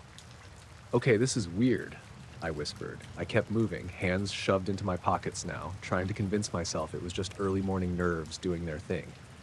Maybe industrial equipment starting up near the water. Maybe a plane too high to see. But it didn't feel like any plane I'd ever heard. Another strange detail crept in as I walked farther. The usual smell of salt water and diesel was gone. The air felt flat, neutral, like it had been stripped of character. Even my own breathing sounded duller. The hum returned again, this time faint and stretched, pulsing just enough that I felt it vibrate lightly through the ground beneath my shoes. I stopped entirely, heart rate ticking upward. The sound passed over slowly and then drifted away toward the ocean, leaving everything in its quiet wake once more. The fog shifted slightly, and then the birds came back, not all at once like before. Just a few at first, settling cautiously onto the wires, heads twitching, as if unsure whether it was safe. They stayed silent. I watched them for a moment, confused by my own racing thoughts, before continuing down the path toward the rocky end of the marina. By the time I reached the small lookout near the shoreline, the fog had thinned slightly, but the sky still carried that washed-out color that didn't belong to sun or storm. Something else caught my eye then. Out past the waterline, where the horizon should have softened into mist, a cluster of pale light hung faintly in the distance. Not bright enough to reflect on the surface, just barely noticeable, like a thin ghost of something behind the clouds. It held still for a few seconds. Then it drifted sideways. My breathing slowed. The light shifted again, almost deliberate, and then slowly dimmed into nothing. The hum followed shortly after, brief and low, like a final whisper sliding across the air. I stayed rooted there, staring at the empty horizon, trying to make sense of what I'd just witnessed. A fishing boat rolled lazily across the far distance minutes later, its normal engine noise cutting through the quiet and snapping some reality back into place. The birds began chirping again. The water shifted, resumed its gentle motion. Everything appeared normal again. But the moment refused to leave me. I kept walking until the sun finally began pushing through the fog, warming the edges of the morning and restoring familiar color to the landscape. Still, every time a faint sound rose on the breeze, my head lifted instinctively. I didn't relax fully until I turned down my own street and saw the familiar shape of my weather-worn house waiting at the end. Inside, normal life felt strangely louder. The clink of the coffee mug, the hum of the fridge, the familiar creak of wood beneath my feet. I sat at the kitchen table, staring out the window at the pale sky, replaying the birds taking off in perfect unison, that steady hum gliding overhead like something passing too quietly to understand. By mid-morning, everything outside behaved like it always had. Kids riding bikes, neighbors walking dogs, seagulls circling overhead. Yet the memory of that early hour clung heavy in my chest. The way the sky had fallen silent, the way the birds had fled without a single beat out of sync, the way the sound had followed without ever revealing what made it. And even now, when I walk that same path and the birds perch calmly along the wires, I catch myself pausing for a second longer than I need to, watching for any sign of them lifting all at once again.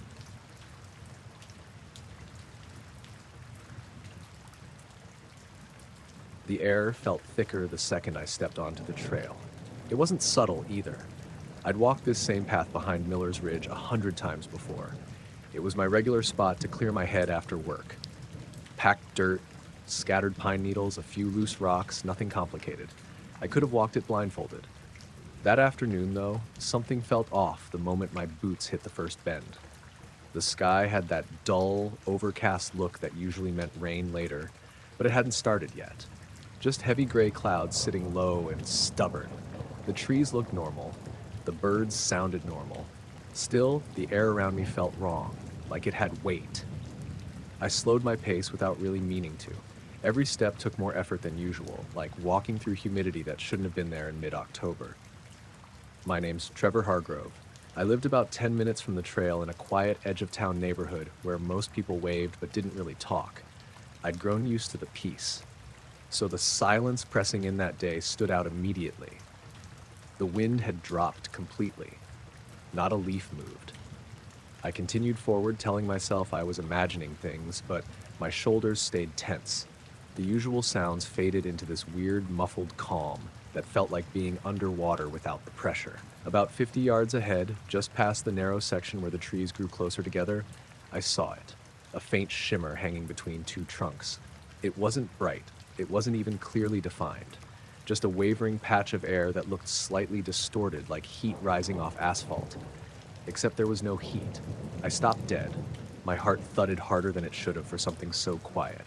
The shimmer pulsed gently, almost breathing. Not light, not dark, just a disturbed look in the air that didn't match anything else around me. I swallowed and took a thin step closer. Every instinct told me not to. The pressure in the air intensified slightly as I moved forward. Like the silence itself thickened. My breath sounded loud in my ears. "Hello?" I said quietly, even though I had no idea why I was speaking. No response. The shimmer wavered again, its edges blurring and reforming. For a second, I thought I saw a shape behind it, but it never fully came into view. Just the suggestion of something slightly darker than the space around it.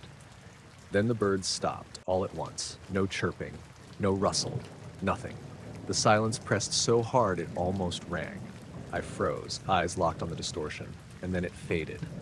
Not snapped away, not vanished, just slowly thinned out like mist until the air looked normal again. The weight in the atmosphere lifted subtly, but not completely. I stood there, breathing shallow, waiting for anything else to happen. Nothing did. The forest sounds returned in scattered pieces. A few leaves shifted. Somewhere farther down the ridge, a squirrel rustled through brush. But the uneasy feeling didn't go away. I glanced around, half expecting to see someone watching me, but the trail remained completely empty. My phone vibrated in my pocket. I checked it without breaking eye contact with the path ahead. No signal. That never happened out there. The coverage was usually fine. I slid it back inside my jacket and forced myself to keep walking, slower now, deliberate. The rest of the trail felt subtly warped, like I'd stepped into a place that looked the same but didn't behave the same. Sounds came a half second late. My footsteps seemed quieter than normal. Even my breathing felt off. Another minute passed before I noticed it again, this time farther ahead through the trees. The shimmer had returned. Not in the same spot. It hovered slightly higher now, almost chest level, flickering faintly like air rippling in slow motion. It shifted barely side to side, as if adjusting its balance. I stopped again. The silence grew heavier. Behind the distortion, a vague shape seemed to lengthen and compress, but never clearly resolve. My stomach tightened. "What is this?" I whispered, more to myself than anything. The shimmer began to drift, gliding between branches without disturbing them, not bending twigs, not brushing leaves, just floating along the path like it knew where it was going. Towards me. My feet automatically stepped backward. The air cooled slightly as it approached, enough for my skin to prickle. The pressure in my ears deepened, a dull sensation like descending in an elevator. 5 feet away. 3. Then it stopped. The closest it ever got. I couldn't see through it properly, just endless vague motion, as if something existed just out of reach of clarity. A low hum pulsed once, soft enough that I wasn't sure if I heard it or felt it more through the ground. Then the shimmer collapsed inward and vanished. No fades, no afterglow, just gone. The sound of the forest rushed back in like a snapped cord. Wind returned, leaves moved. I stood there shaking, fully aware how alone I was. For a second I considered running, but my legs felt stiff and unsure. Instead, I turned around and headed back the way I'd come, not daring to look over my shoulder more than once. The hike back took longer than usual, though my watch told me barely 10 minutes passed. When the first houses came into view again, the air finally felt normal. Heavier tension stayed in my body long after I reached my porch. That night, laying in bed, I stared at the ceiling, replaying it all again without any clear sense of what I'd experienced. Sometime after midnight, my phone finally regained signal. 3 missed messages from my sister, none during the time I'd been walking. The next morning, I drove back to the trail, partly hoping to find something physical, some evidence that it hadn't all been in my head. The path looked the same as always. Dry leaves, packed dirt, quiet woods, no shimmering space, no quiet dead zone, just regular forest. I walked only a short distance that time before the pressure returned faintly at the base of my neck. I turned around not long after and headed home. Weeks passed. Nothing happened again. Still, even now, anytime I walk that trail, I notice the same stretch where the air felt wrong, and my pace automatically slows as if my body remembers something my mind still can't figure out. And sometimes, just for a split second, the space between the trees looks like it's breathing. My dashboard went completely black while I was cruising down Route 16, the stretch that cuts along the marshes outside Fairhaven. No warning, no flicker, just dead. The speedometer, radio, everything, gone. The only light left came from my headlights and the faint glow of the fog rolling in off the water. I eased my foot off the gas, heart picking up for no real reason other than how sudden it felt. It was late, somewhere past 10. The sky held that muddy gray color it takes on before a coastal storm. The air was damp and cool, the kind that makes your windshield film if you breathe too hard. My name's Elliot Marrow. I'd grown up around that area, knew every curve of that road. It was quiet at night, almost ridiculously quiet for how close it was to town. When the dashboard powered back on a second later, the radio sputtered to life with static, and I breathed out, half relieved. Then I saw the light. It hovered way back in my rearview mirror, well behind any curve or oncoming lane. Not bright like headlights, not yellow or white either, more like a pale, dull glow that didn't seem attached to anything. I checked my side mirrors, no cars, no motorcycles, no movement, just that steady point floating low above the road. My stomach tightened. Okay, I muttered to myself, even though I wasn't sure what I was acknowledging. I kept driving, eyes flicking back every few seconds. The light stayed perfectly distant, not closing in, not falling behind. Just there. The road curved slightly to the left, and I expected it to vanish behind the trees, but it didn't. It stayed visible, like it wasn't following the same rules as the rest of the world. A minute passed, then 2. The radio crackled again, low hum slipping through the speakers like a held note. I turned the volume knob down, then off, but the faint noise persisted for another second before cutting out. I tried to tell myself it was just some reflection or a distant tower light. But I'd driven this stretch so many times I could name every tower, every blinking marker. That light didn't blink, it pulsed faintly, almost slow enough to miss if you weren't watching closely. I glanced over my shoulder instead of relying on the mirror, twisting in my seat. The rear window showed nothing but fog curling behind me. When I faced forward again, the air inside the car felt oddly still, like I'd shut off the conditioner even though it was still running softly. The dashboard dimmed slightly. Not fully black this time, just dimmer like the power was hesitant. I swallowed and kept going. Another few miles down, the road straightened into a long stretch flanked by reed-filled wetlands. No streetlights, no houses. Just dark water and distant outlines of trees. The light shifted.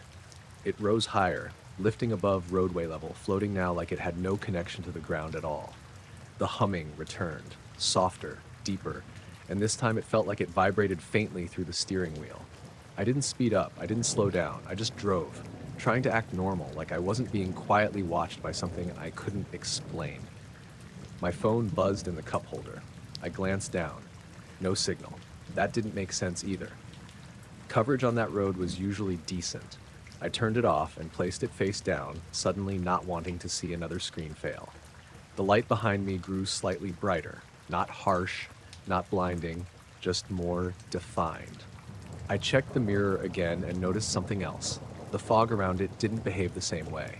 It stayed thin and motionless, not swirled or pushed like normal mist should be when something moved through it.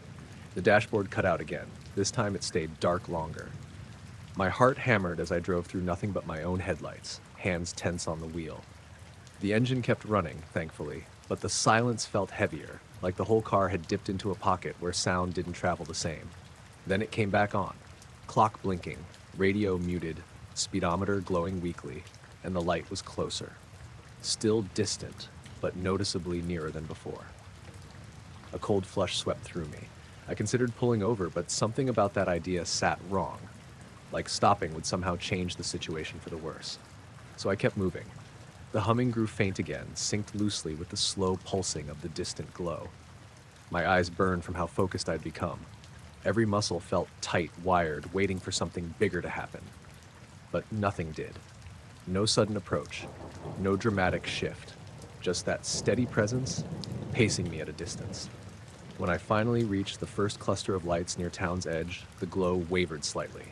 It dimmed as if reacting to the streetlights and passing buildings. At the first intersection where the road dipped behind a line of tall pines, the light slipped behind the fog and disappeared. Not shooting off, not dropping, just gone. The hum faded with it, leaving only the low sound of my tires on wet pavement and the murmur of the engine. I realized only then how hard I'd been gripping the steering wheel. My hands ached when I loosened them. The rest of the drive home passed quietly. Everything functioned normally. The dashboard stayed lit. The radio behaved. Still, the sense of being followed clung to me until I pulled into my driveway. I sat inside the car for several minutes after cutting the engine, staring through the windshield at the dark shape of my house. Inside felt safer, but the silence didn't. I kept replaying that soft glow in the mirror, the way it hovered without meaning, without explanation. Later that night, when I checked my car from the porch, the road lay empty and still like nothing had ever happened. And yet, every time I drove that stretch again, I noticed how instinctively my eyes drifted toward the rearview mirror, scanning for even the faintest hint of pale light in the dark. A muffled thump hit the roof hard enough that the light fixture over my kitchen sink rattled. I froze mid-step, one hand still gripping my phone, listening for whatever came next. The house went back to its usual low hum. Fridge running, faint tick of the clock, nothing out of place. No second impact. No sound of anything sliding or rolling off, just silence. It was a little after midnight, and the storm clouds that had been hanging around all evening finally cleared enough to show a few dim stars. I'd stepped into the kitchen to grab water before bed when the sound came from directly above, near the back edge of the roof. My name's Caleb Rivas. I lived alone in a small rental on the outskirts of Maple Glen. A quiet, wooded neighborhood with narrow streets and spaced out houses. Nothing dramatic ever happened there. The loudest thing most nights was a dog barking 2 streets over. Another few seconds passed, and the silence started to feel wrong. I set the phone down and walked to the back door, peering through the glass into the yard. The porch light cast a soft circle over the grass and the old oak near the fence line. Everything appeared normal. Still, the uneasy weight in my chest didn't lift. So I slipped on my sneakers and stepped outside. The air felt cool and dry, about that kind of crisp night air that settles in after rain. No wind, no insects buzzing, no rustling branches. My yard looked exactly as it always did. Then I looked up. A pale glow hung faintly above the roofline, just past the edge of the shingles. Dim, almost ghostly, but definitely there. It wasn't bright enough to flood the area, just enough to be noticeable against the dark sky. It hovered completely still for a second. Then it drifted upward. Not like something thrown. Not fast like a drone or helicopter, just a slow, deliberate glide, rising higher as if pulled gently by something beyond sight. I walked a few more steps into the yard without thinking, eyes locked on it. The glow tightened slightly, becoming more concentrated, then slipped further into the sky. As it climbed, the light grew fainter, almost blending with the gray-black clouds until it vanished completely. The night fell quiet again. No sound of engines, no rush of air, nothing. I stood there for another minute, waiting for some rational explanation to reveal itself, but it didn't. Finally, I muttered, "What the hell was that?" to nobody and headed back inside. I checked the roof from the upstairs window after, expecting maybe a fallen branch or loose shingle, but everything looked intact. No debris, no marks, no sign of anything landing or sliding.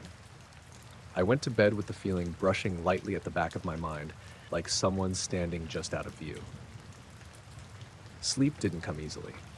Around 3 in the morning, I woke to a faint vibration, subtle enough that I almost dismissed it as part of a dream. The glass of water on my nightstand shivered slightly, ripples barely forming on the surface. The vibration faded after a few seconds. I lay there staring at the ceiling, listening. Nothing followed. The next day, everything seemed normal again. Sunlight filled the yard, birds chirped, the neighborhood carried on quietly. I told myself it had probably been a raccoon or something heavy bumping against the house, but even that didn't fit right. Raccoons didn't float away, glowing. That evening, while taking out the trash, my neighbor Marissa from across the street waved at me. "You hear that weird noise last night?" she asked casually. I hesitated. "Yeah, something hit my roof." She nodded slowly. "Same. Thought a branch fell or something, but I couldn't see anything. Woke me up." I didn't tell her about the glow. Instead, I just said, "Probably just wind or something weird." She shrugged and went back inside. But later that night, as I stood at my bedroom window, I kept glancing toward the stretch of sky above my roof. Nothing happened for a while. Then around 11, there it was again. A faint smear of light appearing low above the tree line behind the house. It didn't move at first. Just hovered there, pulsing so softly, I almost missed it. The air inside my room felt thick, and the usual nighttime sounds seemed muted. I cracked the window open slightly. A cool breeze slipped in, but the outside atmosphere felt strangely still, almost heavy. The glow slowly shifted sideways, careful and smooth, like it was following something invisible. As it moved, a low hum barely whispered through the air, not loud enough to be a sound so much as a sensation. My skin prickled. The light paused, then rose, gliding back toward where it had disappeared before. No speed, no urgency, just a calm drift skyward. I watched it the entire time until it vanished into the dark. The hum faded again, leaving only the night. I stood by that window long after, heart still pressing oddly against my chest, trying to understand what I kept seeing. Over the next few days, things continued subtly wrong. The porch light flickered once and went out, only lasting a few seconds before turning back on. My phone occasionally lost signal in the yard and regained it instantly without explanation. The air sometimes felt heavier near the back of the house, especially close to the oak tree. A few more nights passed, then, one evening, just after 10, another muffled impact hit the roof. Softer this time, but still noticeable. I was ready for it now. I stepped outside again. This time the faint glow didn't hesitate. It hovered a few feet above the roofline, slowly moving in a lazy arc, as if observing something below. The air around it looked slightly distorted, rippling the same way heat warps distant pavement. I took 2 slow steps forward, careful. The hum returned, gentle, steady, not threatening, but deeply unsettling. The glow lifted higher, then drifted away into the dark sky once more, leaving nothing behind except the quiet. No marks, no damage, no proof. I survived every encounter, but the sense of being seen lingered long after the glow vanished. And even now, every night, when the yard falls silent and the wind goes still, I catch myself staring up toward the roofline, waiting for that soft light to return for reasons I still don't understand.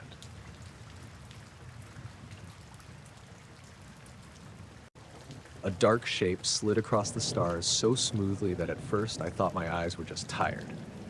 I'd been laying on the hood of my car in the middle of the High Mesa turnout, the spot a few miles outside of Arroyo Vista, where the light pollution finally drops off. It was late summer, still warm even after sunset, and the sky looked clear enough that the stars felt close. The air carried that dry, dusty smell you only get out there when the heat finally lets go. I'd come alone, which wasn't unusual for me. Stargazing was my way of shutting my brain off after a long week at the hardware store. No phones, no music, just quiet and the sky. When the shape first moved overhead, it wasn't dramatic. It didn't flash or sparkle. It simply erased the stars behind it for a few seconds, like someone dragging a shadow across the night. I lifted my head slowly. The shape glided from east to west, wide and soft-edged, darker than the space around it. Not a plane, not a helicopter. It made no sound at all. No whine, no rumble, nothing that fit anything I'd ever heard. I rolled off the hood and stood up, eyes tracking it. It kept moving at the same even speed, never wobbling, never changing rhythm. It didn't blink or show any lights, just absence where the stars should have been. My name's Dominic Salazar. I'd grown up in that area and knew the difference between normal aircraft and weird shadows passing over a sky full of stars.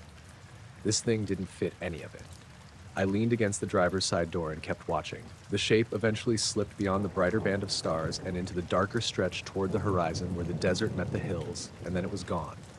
No fade, no reveal, just empty sky again. I waited, half expecting something else to follow it, but the world stayed quiet. Crickets chirped faintly. A breeze brushed past, barely cool. I told myself I'd imagined it. Long day, restless head, nothing more. So I climbed back onto the hood and stared upward again. 10 minutes passed. Then the stars dimmed slightly, just for a heartbeat, like someone turned a dial down and back up again. Not the whole sky, just a wide patch almost directly overhead. I sat up slowly. The air felt heavier against my skin, like pressure building before a storm, except the forecast had been clear all night. My breathing sounded too loud in my ears. Then it happened again. That same smooth, silent movement passed across the sky, this time directly above me.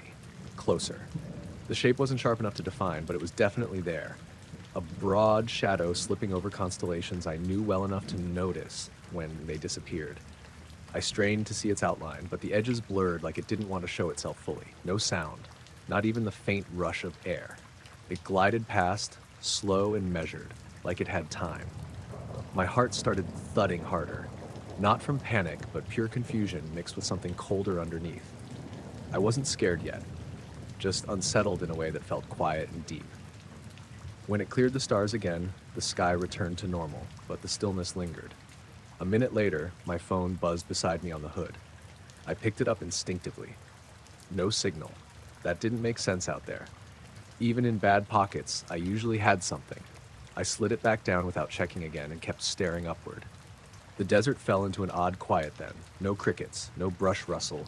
Even the faint sound of wind vanished. The sky looked the same, but it felt like I was being watched by something that had no reason to announce itself. Then, far above, a pale flicker appeared, faint and almost shy. It pulsed once, twice, then steadied. Not bright enough to illuminate anything, just a soft point that hung there unmoving. I didn't blink.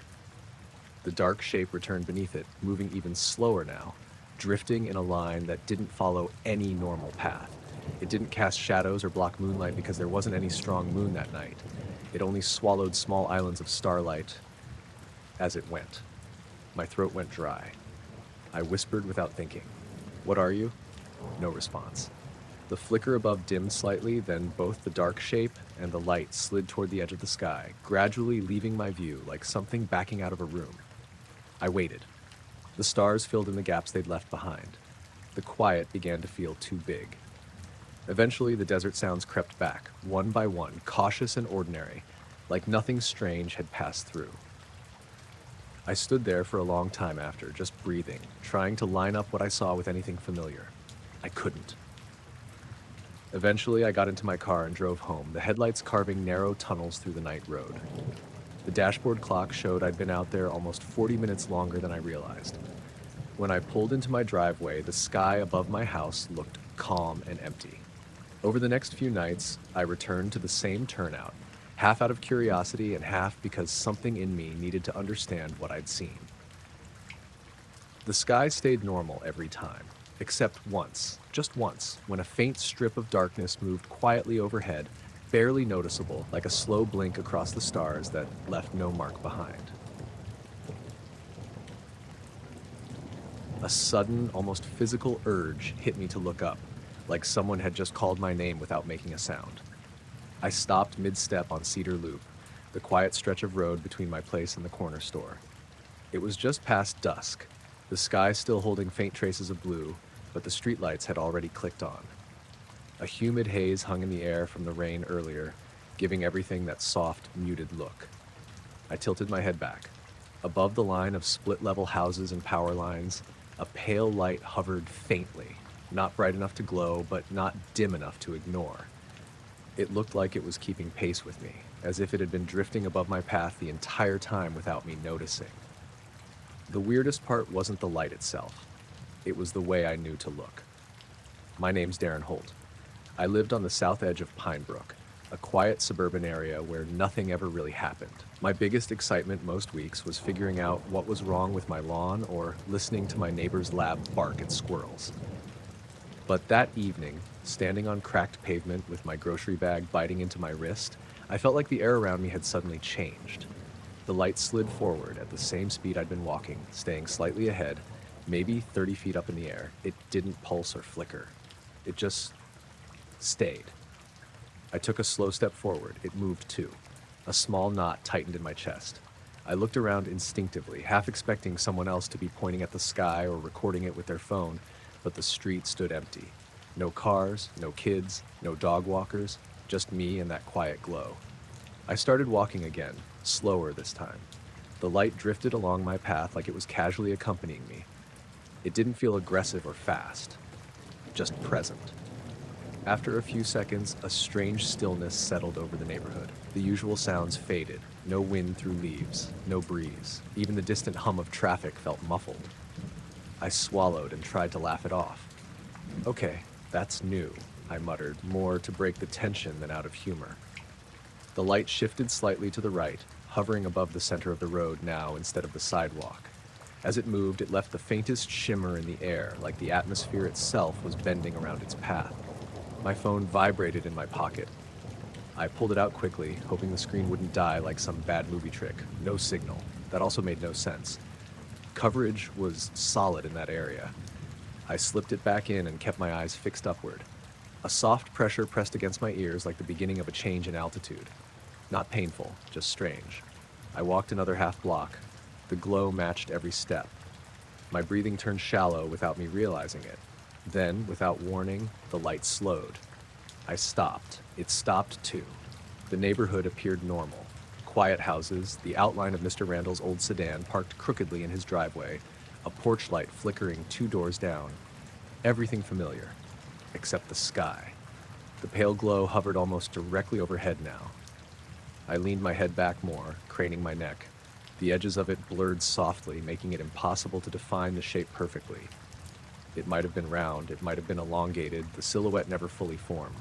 A faint hum rolled through the air, so low it felt more like vibration than sound. My heartbeat quickened. "All right," I whispered. "What is this?" No answer came. No sudden movement. No reaction. The light remained still for several seconds, hovering like it was observing something below. A thin warmth brushed lightly across my face, subtle but noticeable. Then it began drifting sideways. Slow. Calm. Unconcerned.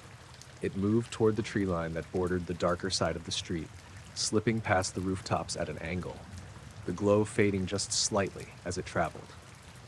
I turned in place, watching it carefully. As the glow pulled away, the pressure in the air eased. The faint hum thinned out, dissolving into silence. When the light finally slipped behind the low clouds hovering over the far rows of houses, the neighborhood sound returned all at once. A car passed 2 streets away. Someone's porch screen slammed shut. A dog barked. I stood there for another minute, pulse still elevated, trying to make some kind of sense of it. Nothing made sense. Eventually, I forced my legs to move again and walked the rest of the way home, glancing at the sky every few steps. Nothing followed me. Inside my house, everything felt normal again, yet the quiet settled heavy inside my chest like something unsaid. Later that night, while washing dishes, the same feeling crept back, that odd sensation of being gently watched. I glanced toward the back window. The yard sat dim and empty. No movement. No glow.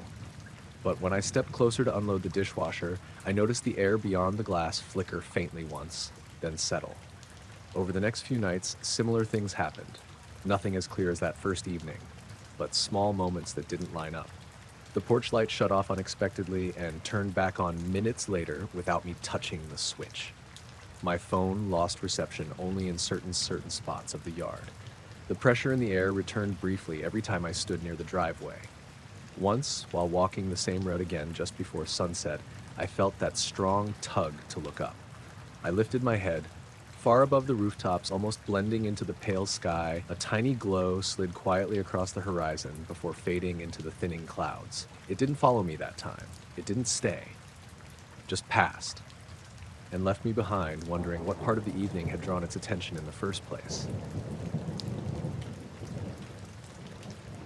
The signal dropped without any warning. 1 second my phone showed full bars, the next it read no service. I was standing at the edge of the public overlook near Blue Ridge Cutoff, a spot where the hills dipped low enough to see all the way across the valley. It was late afternoon, the kind of overcast day that never quite committed to rain, just heavy gray clouds hanging low and dull.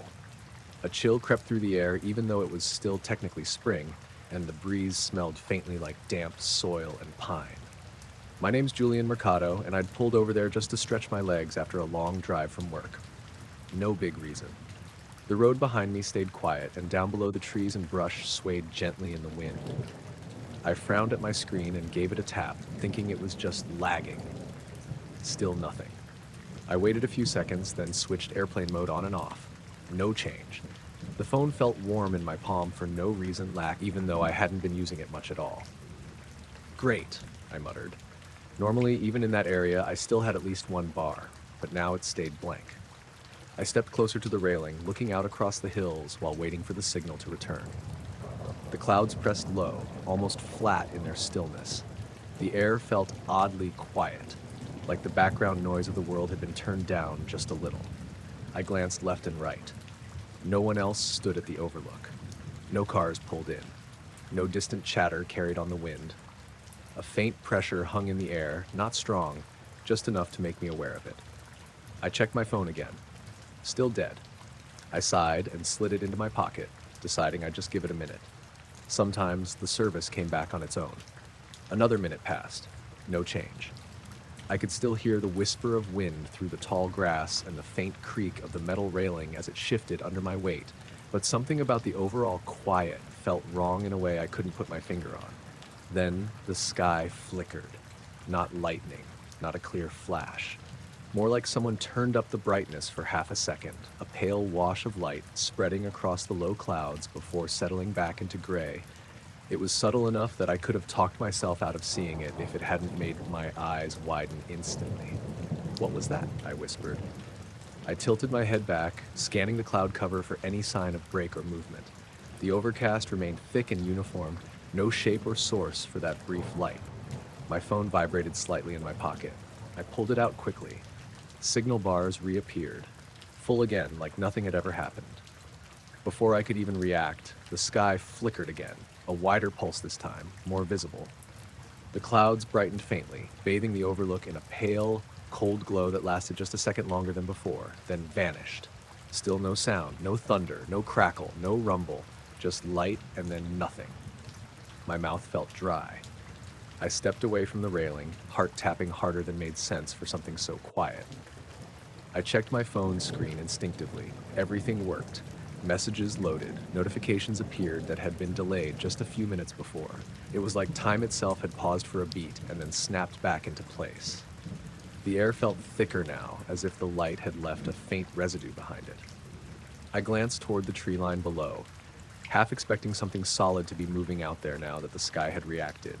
Nothing stood out, just hills folding into shadow and slow drifting greenery. A third flicker spread across the clouds, softer, more drawn out. It didn't illuminate the ground. It didn't cast shadows. It just shifted the tone of the sky for a moment, then disappeared again. My chest tightened. I didn't know what I was waiting for, but the idea hit me suddenly that I didn't want to be standing in open space if something else decided to happen next.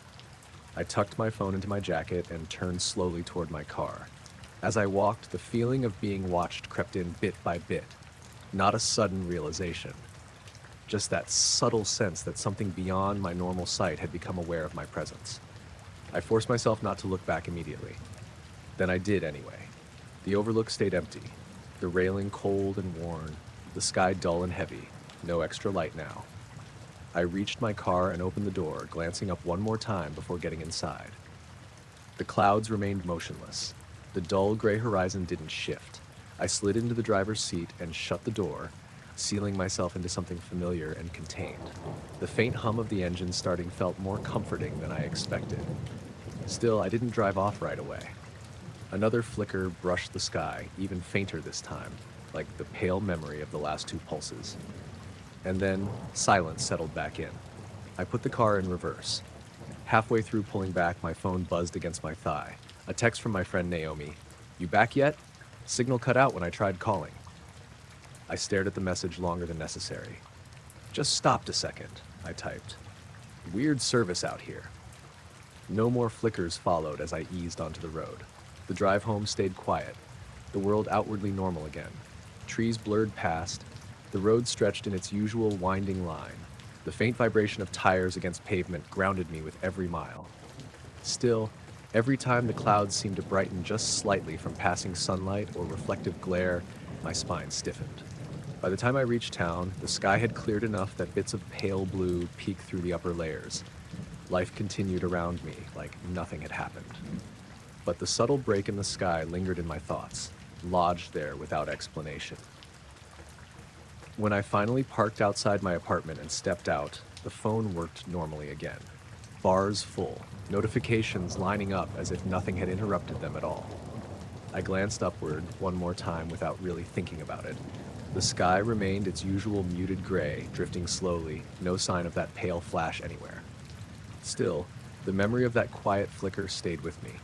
The way it arrived and vanished with no warning, like a moment shared between me and something that never needed to explain itself. The stars smeared across the sky like someone wiped a thumb through them. It happened mid-step, right as my shoe scuffed against a bit of loose gravel on the sidewalk. 1 second, the night looked normal, clear and sharp, quiet suburban stretch under a sky full of tiny, steady points.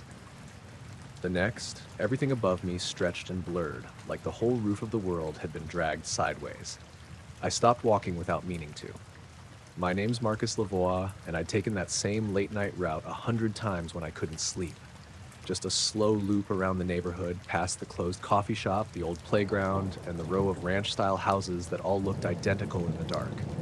It was just after midnight, cool but not cold, the air dry and calm. The streetlights stayed crisp. The houses stayed crisp. But the sky looked wrong. The stars weren't gone, they were distorted. Almost smeared into thin streaks that slanted diagonally, like the world had tilted slightly but forgot to tell the rest of reality. I blinked hard and rubbed my eyes, thinking I just spaced out too long. When I looked up again, the blur was still there. No headache, no dizziness, just the sky behaving like it wasn't sure what shape it wanted to be. "What the hell?" I whispered. The blur slowly relaxed, the stars knitting back into their normal points, as if someone carefully corrected the image. Within a few seconds, everything looked fine again. almost too fine. I stood there staring upward, waiting for it to happen again.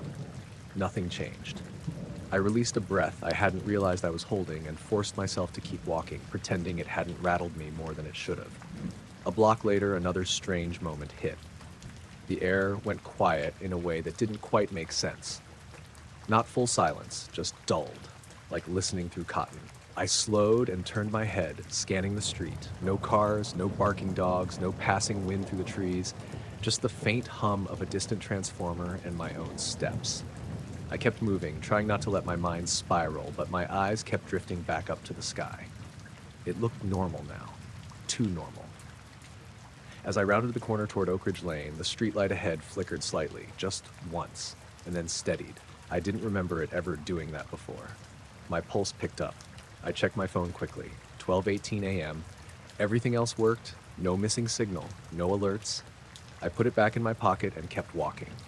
Another few steps, then I felt it again. That subtle pressure, like the air had thickened slightly. And above me, the stars blurred. This time it lasted longer.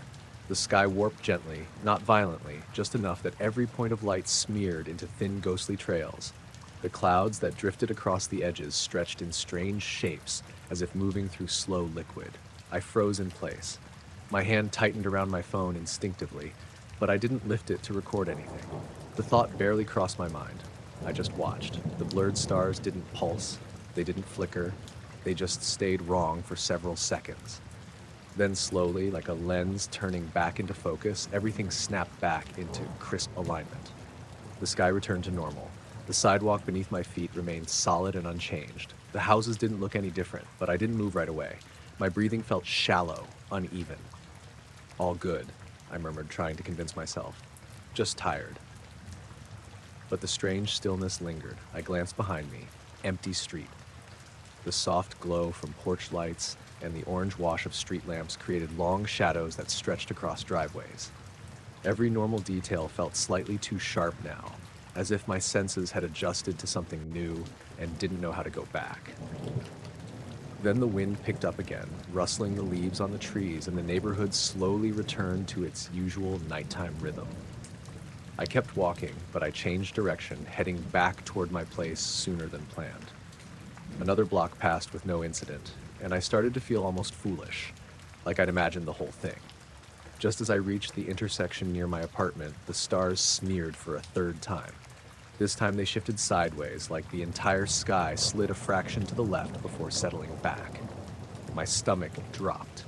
I stopped dead in the middle of the crosswalk, barely aware of where my feet were anymore. The blur held for a good 5 seconds, long enough for me to fully register it wasn't my eyes, long enough for panic to flicker at the edges of my control. Then it cleared, perfect again. I swallowed, suddenly very aware of how alone I was out there. A distant car engine droned somewhere off to the east, but nothing close enough to distract me completely. I forced my legs to move again, faster now, my shoulders slightly hunched as if I could physically outrun whatever this was. The rest of the walk stayed uneventful, but the sense of being watched crept in bit by bit, like something unseen knew I'd noticed, knew I'd been looking up. When I finally reached my building and unlocked the door, stepping into the dull, artificial glow of the hallway felt unreal compared to the strange weight of the night outside. Inside my apartment, everything was familiar. The smell of my laundry detergent, the quiet tick of the wall clock, the faint hum of the fridge. I set my keys down but didn't turn on the main lights right away. I walked over to the window instead. Outside, the stars looked sharp and normal again. No smearing, no distortion, just distant quiet points scattered against a dark sky. Still, I didn't trust it now. I stood there for a long minute, watching, waiting for the sky to betray itself again. It didn't. Later, lying in bed, I replayed those moments in my head, trying to connect them to anything logical. Stress, eye strain, something psychological. But even then, when I closed my eyes, I could still see that warped stretch of stars, like a paused frame of something that had no reason to exist. And for a brief second, just before I drifted off, I felt the air shift slightly around the room, subtle and quiet, like the night still wasn't quite done, reminding me it could move however it wanted. The first thing I noticed was how still the clouds looked. I'd been walking the old access trail behind Pine Knot Ridge, the one that ran along the tree line before dropping down toward the quarry pond. It was late, close to 10, and the air held that damp chill that settles in after a light rain. Mist hung low over the ground, and the sky was thick with dark clouds that barely moved. I only went out there to clear my head after a long shift. Nothing exciting, that just the familiar sound of gravel under my boots and wet pine needles cracking softly. My name's Riley Marquez, and I'd lived in this town long enough to trust what normal looked like out here. That night didn't feel normal, but I couldn't explain why at first. I was halfway down the bend where the trail opens up just enough to see the sky when I instinctively looked up. Right above the clouds, or maybe just under them, there was a shape. Not a bird, not a plane, not anything with clear edges, just a darker section against the already dark clouds, like a shadow that didn't belong to anything. It was too still to be drifting, too solid to be smoke. It sat there, suspended, refusing to shift even as the rest of the sky moved faintly around it. I slowed and then stopped, my breath shallow without meaning to. It didn't have lights, no blinking, no sound drifted down from it. The woods around me stayed quiet except for the faint hum of insects and the damp smell of forest floor. My phone buzzed in my pocket and I ignored it, eyes locked on the shape. It looked flat, but not shallow, like it was projecting depth without enough contrast to truly define it, almost like a void pressed into the sky. I stepped forward once, cautiously, gravel crunching underfoot. The shape didn't react. It just stayed. A slow unease crept up the back of my neck. Not panic, not shock. Just the sense that something was out of place, and I wasn't meant to have noticed it. The air felt heavier. Even the mist below thinned, like the space around it held a different texture. "Okay," I whispered, more to break the silence than anything else. The shape remained. I watched for a good 30 seconds, maybe longer, time stretching strangely thin. Not a single movement came from it. No wobble, no drift, nothing aerodynamic about it. Then, almost subtly, the edges began to soften. The darkness loosened, as if the shape was thinning into the surrounding clouds instead of moving away. Not dissolving fast, just gradually losing definition. The contrast between it and the sky reduced, softening the corners until it looked more like uneven fog. My heartbeat quickened in a delayed sort of way. The shape didn't float off, it didn't shoot away, it simply faded into the night, blending back into the same dull cloud cover like it had never been there. And then it was gone. I stayed standing in the same spot, staring at the stretch of sky where it had been, waiting for anything else to happen. Nothing did. The wind rustled treetops faintly. Leaves shifted on the ground. The trail looked the same it always had. But a hollow quiet hung over everything for an extra moment, as if the forest itself had held its breath too. I swallowed and checked my phone, finally. A missed call from my coworker Isa asking about tomorrow's schedule. Normal. Grounding. I slipped the phone back away and forced my legs to move again, though my pace stayed slower than before. Every few steps I looked back up, half expecting the shape to return or shift somewhere else. It didn't. The trail opened a bit more down the slope, and the mist thickened again, climbing up around my knees. My own footsteps sounded louder in my ears than they should have. Another strange moment came when the ambient noise of the woods dropped too low. No wind, no insects, just silence. It pressed against my ears, reminding me of how isolated I was out there. I paused again and listened. The quiet lasted maybe 10 seconds. Then, like a switch flipping, the night returned to normal. I exhaled slowly, realizing I had been holding my breath without noticing. Nothing else appeared in the sky.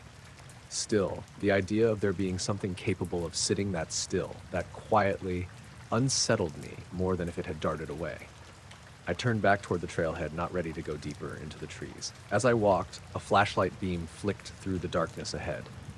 "Riley?" a familiar voice called. "Yeah," I answered quickly. It was Devin, who lived a few houses down from mine. He'd probably been doing his usual late loop with his dog. "You good?" he asked, squinting past me at the tree line. "Yeah," I said. "Just saw something weird in the sky." He followed my gaze upward. "Like what?" "Dark shape. Didn't move. Then kind of just went away." He frowned. "Plane? It didn't look like one. Probably the clouds," he shrugged. "They mess with depth real bad at night." "Yeah, probably." But even as I said it, I knew the explanation didn't quite fit. He wished me a good night and continued past, dog trotting beside him, past tail wagging like the world was fully normal. I watched until his flashlight disappeared down the trail before heading back myself. The rest of the walk passed without incident. No more strange shadows, no silence drops, no odd movements above the treetops. When I reached the parking area and got into my car, the interior felt strangely safe in contrast. The hum of the engine grounding, the dashboard lights familiar. I glanced up through the windshield one last time before pulling out. Clouds. Just clouds. No void. No shape. The drive back home took 10 minutes, streets nearly empty, wet pavement reflecting dull orange streetlights. By the time I pulled into my driveway, I felt mostly like myself again, even if that strange knot of confusion still lingered under the surface. Inside, my cat Luna meowed lazily from the couch and stretched, completely unconcerned by anything I'd just seen. I kicked off my boots and sat there for a moment, listening to the soft ticking of the wall clock. Everything was normal, almost too normal. I glanced toward the window again as if it might offer something else, but the sky looked calm and familiar now.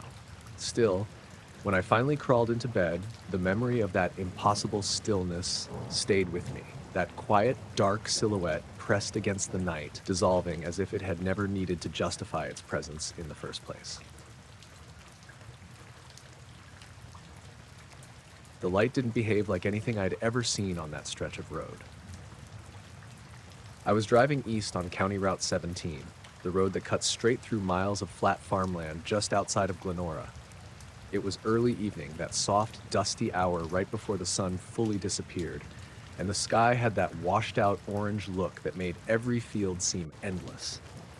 The air felt warm, even with the windows cracked, and dry wind carried the faint smell of cut hay across the asphalt.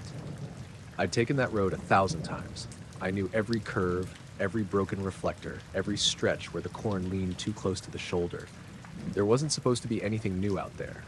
No buildings, no streetlights, no reason for anything to glow. That's why the steady light hovering above the crops made no sense. At first, I thought it might be a distant tractor or some farmer using a lantern. But as I got closer, I realized it wasn't attached to anything. No poles, no vehicle, just a pale white glow floating maybe 4 or 5 feet above the corn rows, moving slowly alongside the field as if pacing my car. It didn't flicker, it didn't sway, it didn't cast any visible beam onto the plants below it. It just existed. My name's Jared Malon, and I'd spent most of my life around rural roads and quiet nights. I knew what headlights looked like from weird angles. I knew reflections, I knew fog tricks. This wasn't any of that. I slowed down without meaning to, eyes fixed on the strange light. It glided smoothly sideways, parallel to the road, completely silent. No buzzing, no mechanical sound, no hum. The corn under it didn't glow brighter. The shadows didn't shift. It wasn't illuminating anything at all. I rolled the window down further, leaning slightly toward the passenger side to get a better look.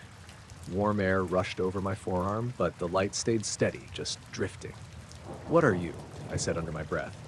The radio played faint through the speakers, some talk show I barely paid attention to, but the moment felt isolated, like the rest of the world had lowered its volume. A pickup truck passed in the opposite direction, headlights washing across my windshield. For a second, the light disappeared behind that glare. Then it came back, still floating, still moving, perfectly calm. My chest tightened with a quiet kind of unease that didn't spike into panic, but made me painfully aware that something wasn't right. I tapped my brake and slowed further, matching its pace. The light didn't react, didn't drift closer or farther, just kept sliding through the air at a precise distance from the crops, like following an invisible track.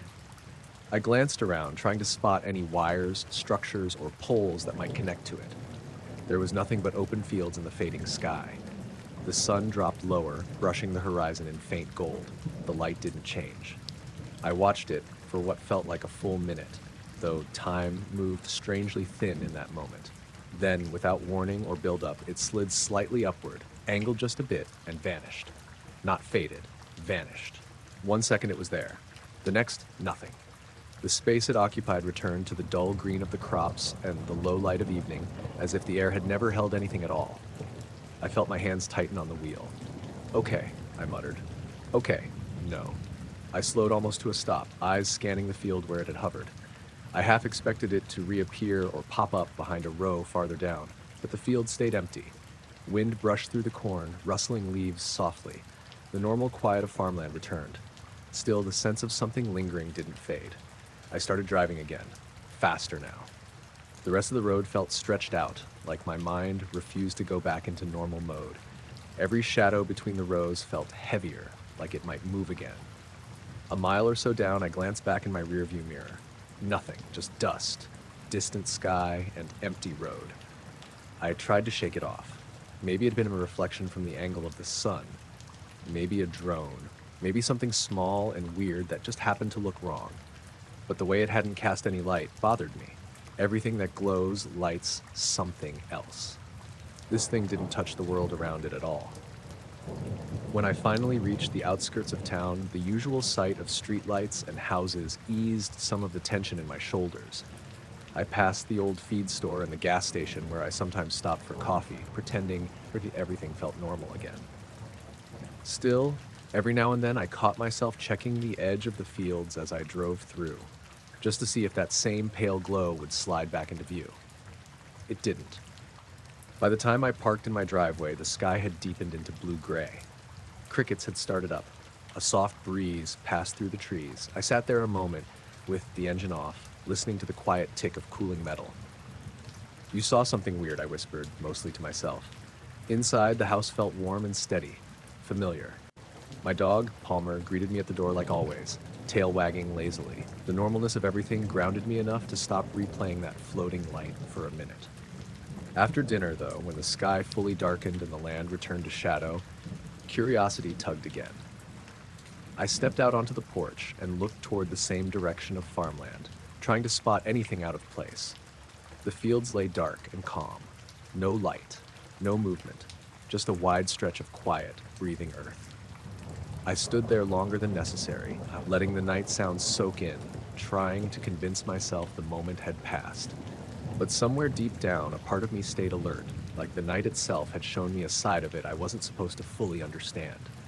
When I finally went inside and shut the door, the sense followed faintly behind me, invisible and unanswered, like a soft echo left suspended over the land I knew too well. The hum slid into my sleep like it had always been there. I opened my eyes slowly, not fully awake yet, just aware of this low, steady sound coming through the open crack of my bedroom window. It wasn't loud, it wasn't sharp, it felt almost like pressure more than noise, like something vibrating far away across the flat land. My phone on the nightstand glowed faintly. 4:36 a.m. Outside, the horizon past the cornfields lit up pale for a few seconds. A soft white glow bleeding up and then fading again. No flash. No thunder, just a quiet bloom of light and then nothing. I pushed myself upright in bed, heart beating a little faster than normal. The hum continued. I live just outside a town called Millbrook, the kind of place where everyone knows who owns which dog. My name's Trevor Haynes, and my house sits right at the edge of open farmland. Normally, that early morning hour is dead silent. No cars, no voices. Just wind and the occasional coyote cry. That night felt different. I swung my legs over the edge of the bed and walked toward the window, pulling the thin curtain back just enough to peer through. The sky was still dark, stars barely visible behind low-hanging clouds. The fields beyond my backyard stretched flat and empty. The horizon stayed black now, like the glow had never happened. The hum persisted. It wasn't coming from inside. No appliances, no fan. Nothing was running. I cracked the window wider, letting cold night air brush across my face. The sound grew slightly clearer. Still faint, still steady, but definitely there, like something broad and distant humming through the ground itself. I stood there listening, unsure whether to feel stupid or concerned. Another pale glow crept along the horizon line, slow and soft, similar to the first. It hovered for a few seconds, then faded again into the dark. No sound change. No wind. My chest tightened slightly.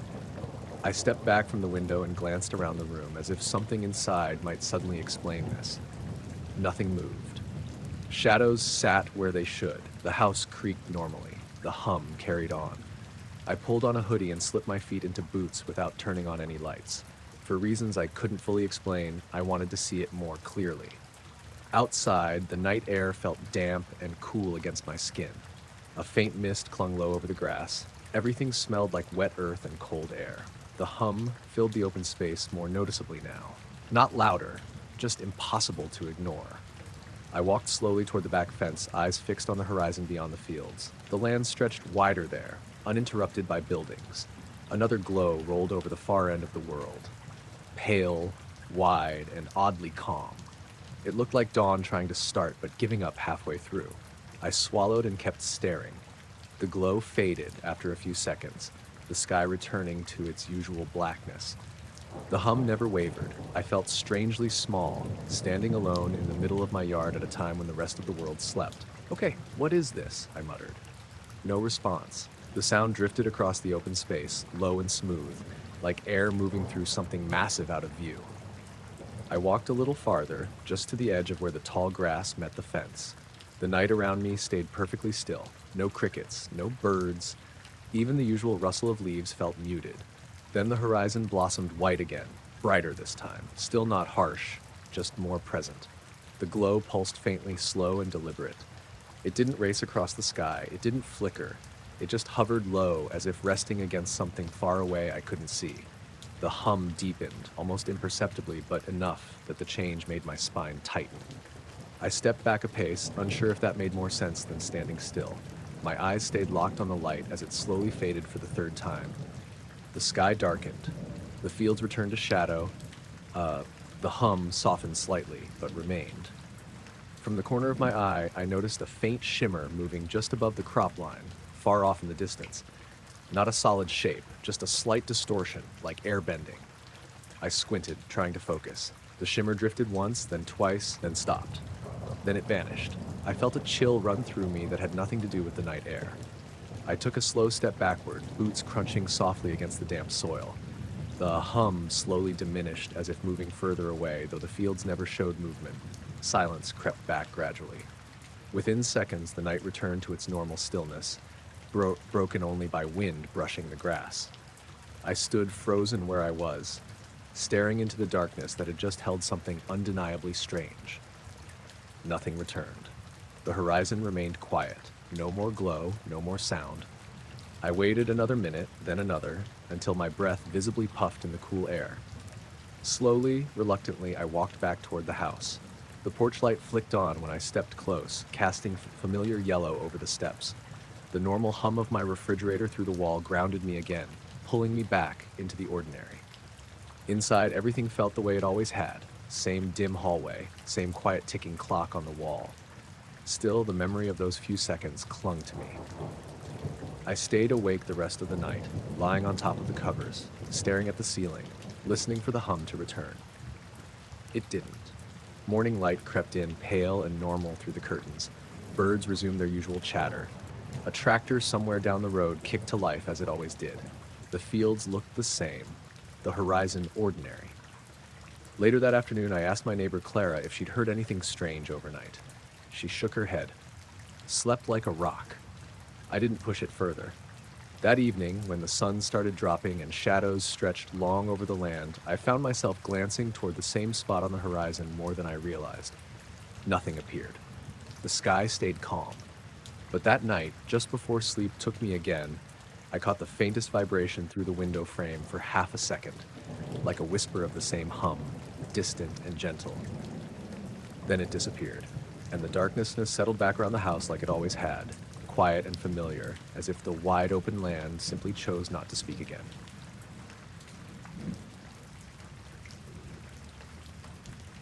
I noticed the star wasn't moving like the others while I was lying on the hood of my car trying to cool off. The day had been brutal, one of those dry Nevada afternoons that felt like the air itself was made of dust. By the time I reached the gravel pullout along Route 50, the heat finally started bleeding away, leaving the kind of cool that made your skin feel tight and awake. The road was empty. No cars for miles, just sagebrush, open land, and a wide sky that always felt too big to fully take in. My name's Everett Rowe, and I'd stopped there more out of habit than intention. Used to do it when I got overwhelmed. Just pull over, stare up for a bit, let my brain slow down. That night felt perfect for it. No clouds, no moon, just a clean black sky filled with points of light. I lay back with my arms folded under my head and let my eyes adjust. The stars sharpened slowly, the longer I stared. The silence felt deep but comfortable, broken only by the faint ticking of my car cooling down and an occasional dry gust pushing through the brush. After a while, one of the stars caught my attention. It wasn't brighter than the rest. It just felt off, like it wasn't quite following the same invisible path as the others. I focused on it more and realized it hadn't shifted at all compared to the rest of the sky. Everything else drifted, subtle but steady. That one didn't. I frowned and pointed a finger at it, tracking carefully. "Come on," I muttered. "Move." I figured maybe it was just my eyes playing tricks on me, so I blinked a few times and looked elsewhere, then back again. Still fixed. A few seconds later, it twitched. Not flashed. Moved. Just a slight sideways nudge, then paused again. My stomach tightened a bit. I sat up slightly, resting my elbows on the hood, eyes locked on that single point of light. It looked ordinary, like any other star, except for that faint movement. Then it shifted again. This time in a short diagonal line, like a lazy pen stroke moving upward and left. It didn't streak, didn't fade, just slid. My pulse picked up, slow and intentional, like a quiet alarm going off deep in my chest. "Okay, that's not normal," I whispered. The star paused again, perfectly still for a few seconds, then moved in the opposite direction, tracing a smooth zigzag through the empty space around it. Not fast, not erratic, just deliberate. There was no sound, no plane noise, no flicker of light below, just silent movement that didn't line up with anything I knew the sky was supposed to do. My phone buzzed faintly beside me on the hood. A text from my friend Kieran, who'd been driving back from Reno and was supposed to pass by soon. I picked it up and typed, "Hey, I'm pulled off near marker 188. You close?" "5 mins," he replied. I glanced back up at the star. It had stopped again, then shifted once more. Another slow zig, another zag. The air around me felt slightly cooler now, like the night had sharpened somehow. Even the distant hum of the highway, faint as it was, seemed quieter. When Kieran's headlights finally appeared in the distance, I felt oddly relieved. Not because I felt in danger, but because the idea of someone else seeing this too meant I wasn't alone with it. He pulled in beside me, gravel crunching softly under his tires. The moment his engine turned off, the night returned to its stretched silence. "You okay?" he called out as he stepped from the car. "Yeah," I said. "Just look up." He tilted his head back, scanning lazily at first. "What am I looking for?" "That star right there," I said, pointing directly toward it. "Watch it." He squinted. "Which one? They all look the same. The one that's not moving like the rest. It looks fine to me. Just wait." As if it heard us, the star slid once more, a small zigzag, careful and smooth. "There," I said quickly. "Did you see that?" He narrowed his eyes. "It moved?" "Yeah." It stopped now. We both watched it in absolute silence. It didn't move again. Not a single twitch. It just sat there, blending completely back into the quiet pattern of the sky, indistinguishable from every other point of light. "You sure that wasn't just your eye?" he asked after a moment. "I watched it zigzag," I said. "Twice. It wasn't a plane." He shifted his stance. I didn't hear anything. Neither did I. We stood there longer than needed, staring upward like it might suddenly reveal itself again, but the sky held still. No more strange movement, no shifting, no drifting, just stars behaving the way they always had. Kieran eventually shrugged. "You've been out here too long, man. Terrain messes with your brain." "Yeah," I murmured, but my chest still felt tight in a quiet way. We leaned against our cars for a bit, Veslal talking about random things, the drive, the heat, the slow week, but I kept glancing back up every few seconds, studying the same section of sky. Nothing. Eventually, he said his goodbyes and pulled back onto the road, taillights fading down the long, dark stretch. I stayed another 10 minutes after that, refusing to let curiosity completely win, but not ready to shake it off either. The star didn't move again. Still, as I walked back around to the driver's seat, the sense of having witnessed something that wasn't meant to perform in front of me lingered quietly under my skin. The drive home passed without incident. The road stayed empty. The air cooled steadily. The desert folded back into its usual nighttime hush. When I pulled into my driveway and shut the engine off, the normal softness of my regular world came back. Porch light glowing, sprinkler ticking faintly, my neighbor's dog rustling in their yard. Inside, I dropped my keys on the counter and poured a glass of water, hands still slightly warm from the steering wheel. Everything felt mundane again. Still, out of habit more than fear, I stepped onto my back porch and looked up. The stars stretched endlessly above. None of them moved. None of them zigged or zagged. They just existed, steady and distant and quiet.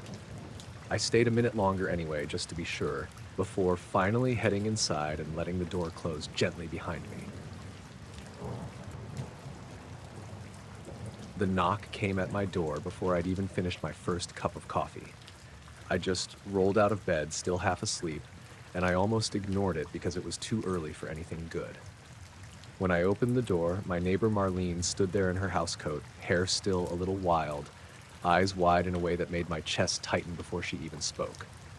"You know there were lights all over your house last night?" she asked. "What?" I said, probably too flat. "Bright ones, not like cop lights, not like a car. They were right over your roof, moved slow and quiet." I blinked at her. "I was asleep, Marlene. I figured that's why I didn't call you. But I watched them for a while, around 2, maybe 2:30. They just hovered. Then they went out." I stared past her at the front yard, trying to piece it together. The street looked normal, damp from the overnight drizzle, gray sky pressing low, sparrows hopping around the bushes. "You sure it was my place?" I asked. "Yes, Nolan. This house." I stood at my window and watched them. "I thought maybe you were having work done or something, but there was no truck." "Okay," I said, forcing a small laugh. "Probably just reflections or something weird in the fog." She didn't smile back. It wasn't foggy. It was clear. After she walked back to her place, I shut the door and stood there longer than necessary, listening to the quiet inside. My name is Nolan Reeves, and I'd lived in this small place outside Maplebrook for 5 years without anything stranger than raccoons tipping over my trash. Her words stayed sitting in my chest. I remembered the outdoor camera over my garage, the cheap one I'd installed after someone tried my car handle a few months back. I grabbed my phone and opened the app, scrolling through the timeline. Sure enough, there was a spike at 2:14 a.m. Motion detected. I tapped the clip. The screen showed my front yard bathed in ordinary moonlight, the driveway, the bushes swaying slightly. Then, about 5 seconds in, the whole image turned blinding white. Not a flash like lightning, more like someone turned the sun on for a second. Then black. When the feed returned, the yard looked normal again. No figures, no shadows, no movement, just that wash of light, then darkness, then empty yard.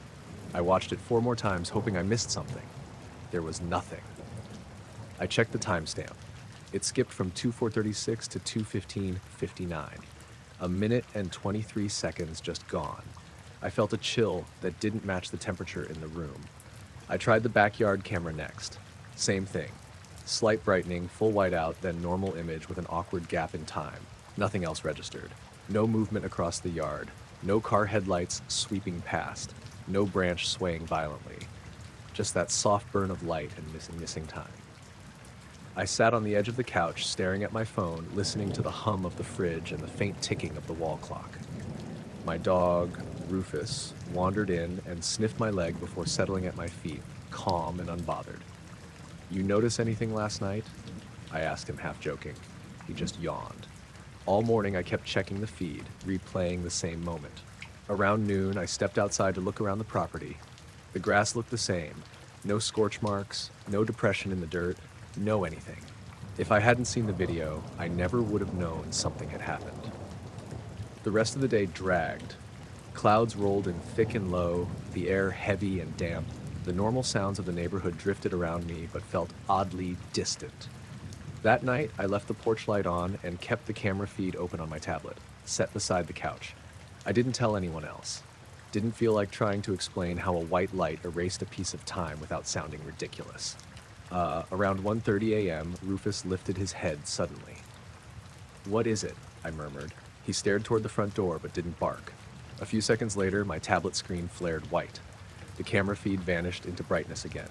This time, I watched it happen live, heart hammering hard enough to feel in my neck. No sound came with it, no hum, no crackle. Just light. Everywhere. Then silence. Darkness. Then the normal yard returned. The timestamp jumped again. My skin crawled in a way that wasn't panic, just sharp recognition that I was aware of something I wasn't supposed to understand. I got up slowly and peeked through the curtain. Outside looked normal. The sky was overcast, dull silver, no stars visible, the street empty. Marlene's porch light hummed gently across the road. Rufus whined softly at my feet. "Easy, buddy," I whispered. I stayed like that for a few minutes before going back to the couch. The air in the house felt heavier somehow, like it held more weight. I kept the tablet on, but nothing else happened. The next morning, Marlene knocked again. "They came back," she said without greeting. "Same lights, same spot, right over your roof." "Did you get a look at them?" I asked. Not clearly, they weren't sharp, just bright and kind of spread out, like a glow too close to the ground. "How long did they stay?" "A minute or two, then just gone." "Any sound?" "Nope," I nodded, trying to stay calm. "Probably some weird electrical thing then." She studied my face like she didn't believe me, then shrugged and walked away. That night, I didn't watch the feed. I lay in bed, staring at the ceiling, waiting for the moment it might happen again. The house creaked like normal. Pipes shifted. Down the road, a car passed. At 2:11 a.m., the bedroom walls brightened faintly. Not enough to blind me this time. Just a soft, pale glow creeping through the curtains, like headlights parked too close. I sat up slowly. The light strengthened, bathing the edge of the room without casting sharp shadows. Outside, somewhere above the roof, that same quiet presence hovered again. I couldn't see it directly, only feel the change it made in the night around me. I waited for the familiar flicker of the camera audio alert. Nothing pinged, just the glow. Then it faded. Gone again. By morning, the footage showed the same whiteout and lost time as before. No trace of motion, no sign of what passed through my yard. The days went back to normal after that, but the sense that something had noticed my house refused to leave. Every night, I locked the doors a little more deliberately and listened to the quiet just a second longer, and every now and then, when the yard sat too still and the sky looked just a little too pale, I caught myself wondering what had come close enough to wash my whole world in light and then vanish without ever showing its shape. The radio snapped to static so sharply that I jumped in my seat. I'd been sitting in the far corner of the Valley Grow lot, engine idling, watching the grocery store's sliding doors open and close while I waited for my sister to text back. It was early evening, that bluish-gray time right before full dark, and a thin layer of snow covered the pavement, reflecting the tired yellow glow of the overhead lights. Somewhere off behind the strip mall, the mountains sat like dark shapes against the low clouds. One second, my station was playing a soft country song. The next, it was just harsh white noise. I reached for the dial, assuming the signal cut out again. That happens sometimes out here, but before I could touch anything, the static dropped into a low humming tone. Not music, not a signal, just a steady sound, almost too smooth to be mechanical. At the same time, a pale light swept across the windshield. It wasn't the glare of someone else's headlights. It moved from the front of the car up over the roofline like something passed directly above me. Slow, controlled. Then it faded into the low clouds without any clear source. My hands tightened on the steering wheel. I leaned forward and looked through the windshield, scanning the sky. All I could see were thick gray clouds hanging low, pressing down on the landscape. The humming tone continued through the speakers, steady and faint, like someone had tuned into a frequency that didn't exist. I twisted the volume knob down. It didn't change. I turned the radio off entirely. The hum remained. That made my stomach drop a little. "Okay," I muttered to the empty car. I tried again, clicking the radio button on and off, still there. The same low tone filled the cabin like it didn't care what I wanted. Outside, the lot stayed normal. A pickup rolled past slowly, tires crunching over thin snow. A guy pushed a cart toward his trunk. Nobody looked up. The pale light didn't return. I sat there waiting for something else to happen, unsure what exactly I expected. The hum softened slightly but never disappeared. After about a minute, it faded back into static, then snapped back to my usual station like nothing had happened. The song resumed mid-verse. I stared at the dashboard longer than necessary, then glanced up again at the sky. Just clouds, just dull winter night settling in. When my phone buzzed, I flinched harder than made sense. It was Celeste, my sister, telling me she'd gotten held up at work and would be another 20 minutes. I texted back that I was still parked and fine, even though fine felt like the wrong word. I shifted in my seat, trying to shake off the weird prickling on my arms. The car heater hummed softly. The normal world crept back in bit by bit. Then the light passed overhead again. Softer this time, more spread out, like a wide glow sliding across the low clouds rather than a sharp beam. It moved steadily, covering the length of my windshield in a few seconds, then disappeared into the sky above the grocery store roof. My radio cut out again, static. Then that same low hum threaded back through the speakers, deeper now, more present. A pressure settled around the car, not heavy, just noticeable, like the air had tightened around me. I leaned my head back and looked straight up through the windshield. The clouds looked thicker than before, but there was a faint brightness bleeding through one section, diffused and formless. The hum synced strangely with my breathing, not matching it, but feeling aware of it. I swallowed slowly. "Is someone screwing with me?" I muttered again, half hoping someone nearby would suddenly laugh.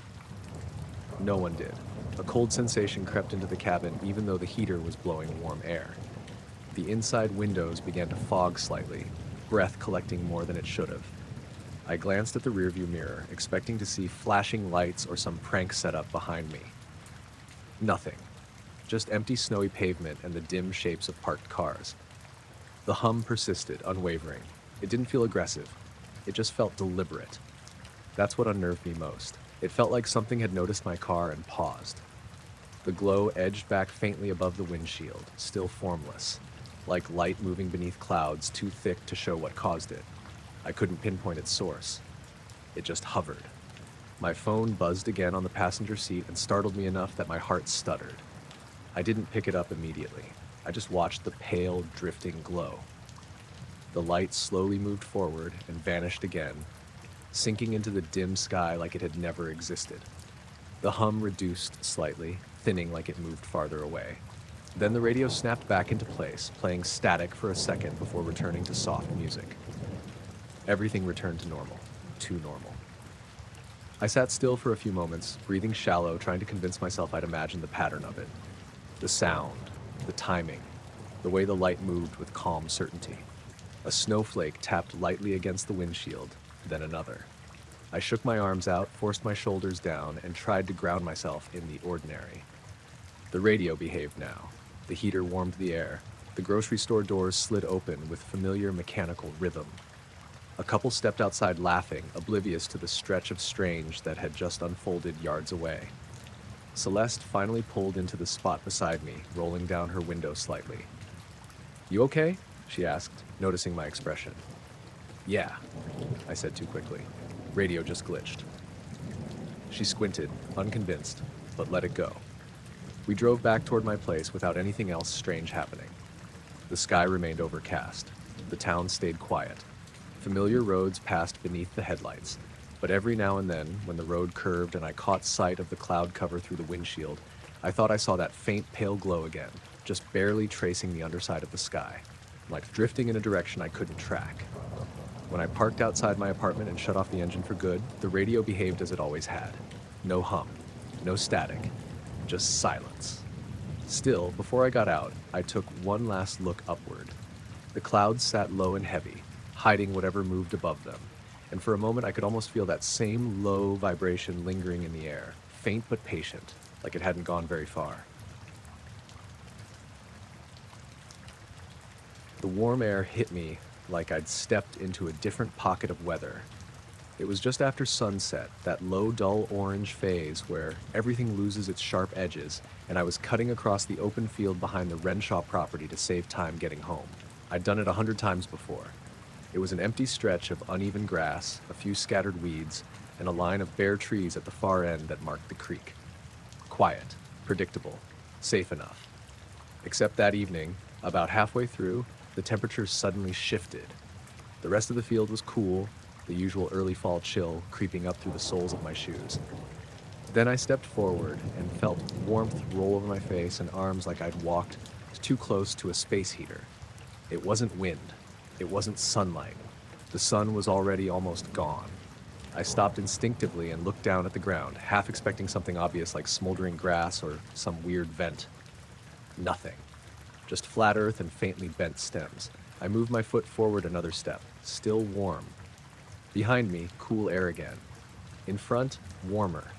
The change was so precise it didn't feel natural. I lifted my eyes and followed the air upward. That's when I saw the shimmer. It hovered about 10 feet above the ground, barely visible unless you angled your head just right. A faint distortion, like heat rippling off asphalt, but slower and more controlled. It pulsed gently, not flickering, not aggressive. Just pulsing, like a breath. "What is that?" I murmured, though the field swallowed the sound. My name's Eric Kallman, and I work delivery most days, so I spent a lot of time outside. I knew how the air moved. I knew how heat rose. This didn't behave like anything normal. The shimmer held its spot above the warm patch, its edges soft and undefined. No color, just slight warping of the air, enough to make the horizon behind it wobble faintly.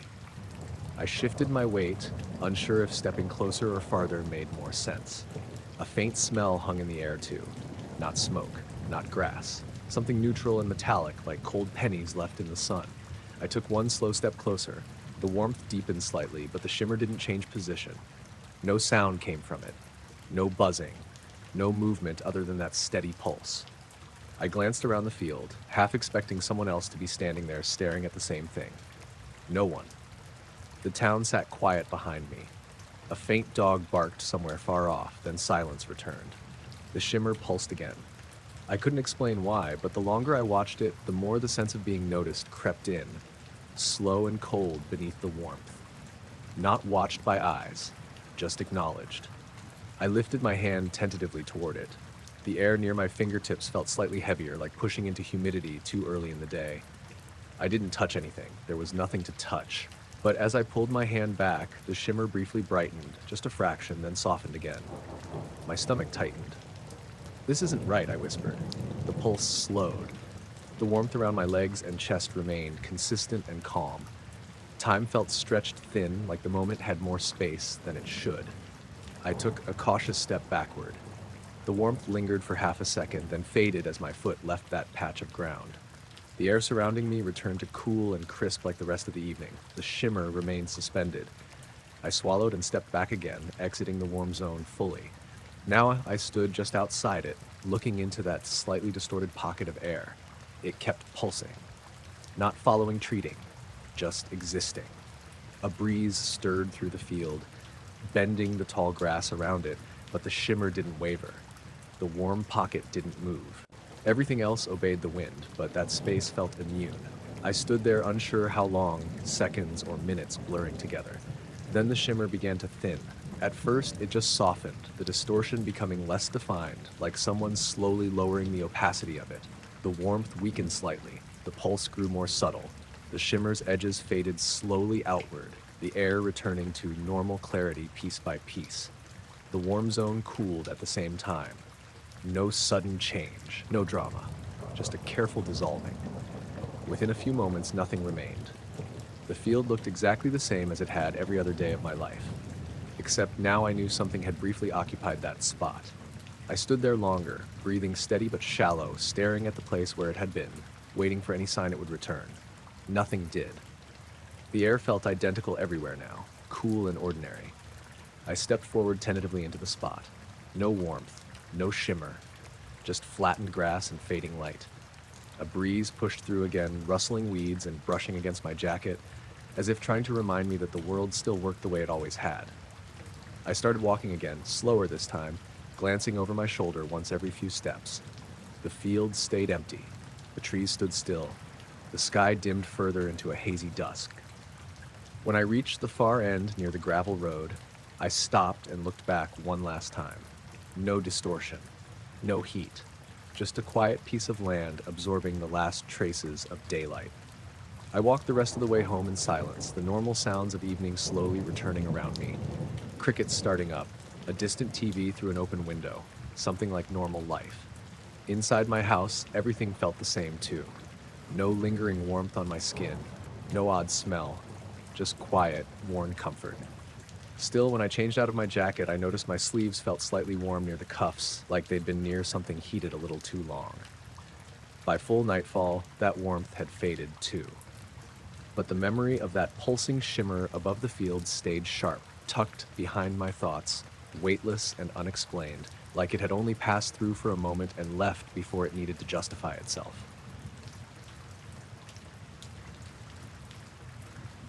The first light appeared right as I set my coffee down on the cold wooden railing. It was just after 5 in the morning, that thin stretch of time before the sun even thought about coming up. I'd driven out to Harrow Point because I couldn't sleep again, and the pier was the only place around here that felt quiet without feeling crowded. The ocean was flat and dark, the air damp with that salty chill that crept into your bones if you stood still too long. My name's Callum Pierce, and I'd lived along this stretch of coast most of my life. I knew what boats looked like at a distance. I knew what buoys looked like. I knew how the moonlight hit the water when the sky stayed clear. This wasn't any of that. A small white dot just hovered above the surface about 50 yards out, glowing faintly like a reflection that forgot to ripple. It didn't bob. It didn't waver. It just held there, perfectly still, as if pinned to the air. I frowned and squinted, trying to find some rational angle for it. Maybe a fishing light? Maybe someone had anchored a boat in the dark? Then another light appeared beside it. Then another. 3, 4, 5. A neat row of pale points arranged in a gentle curve, hovering just above the slowly breathing water. No sound came from them. No buzzing. No splash. The waves moved beneath without ever disturbing their position.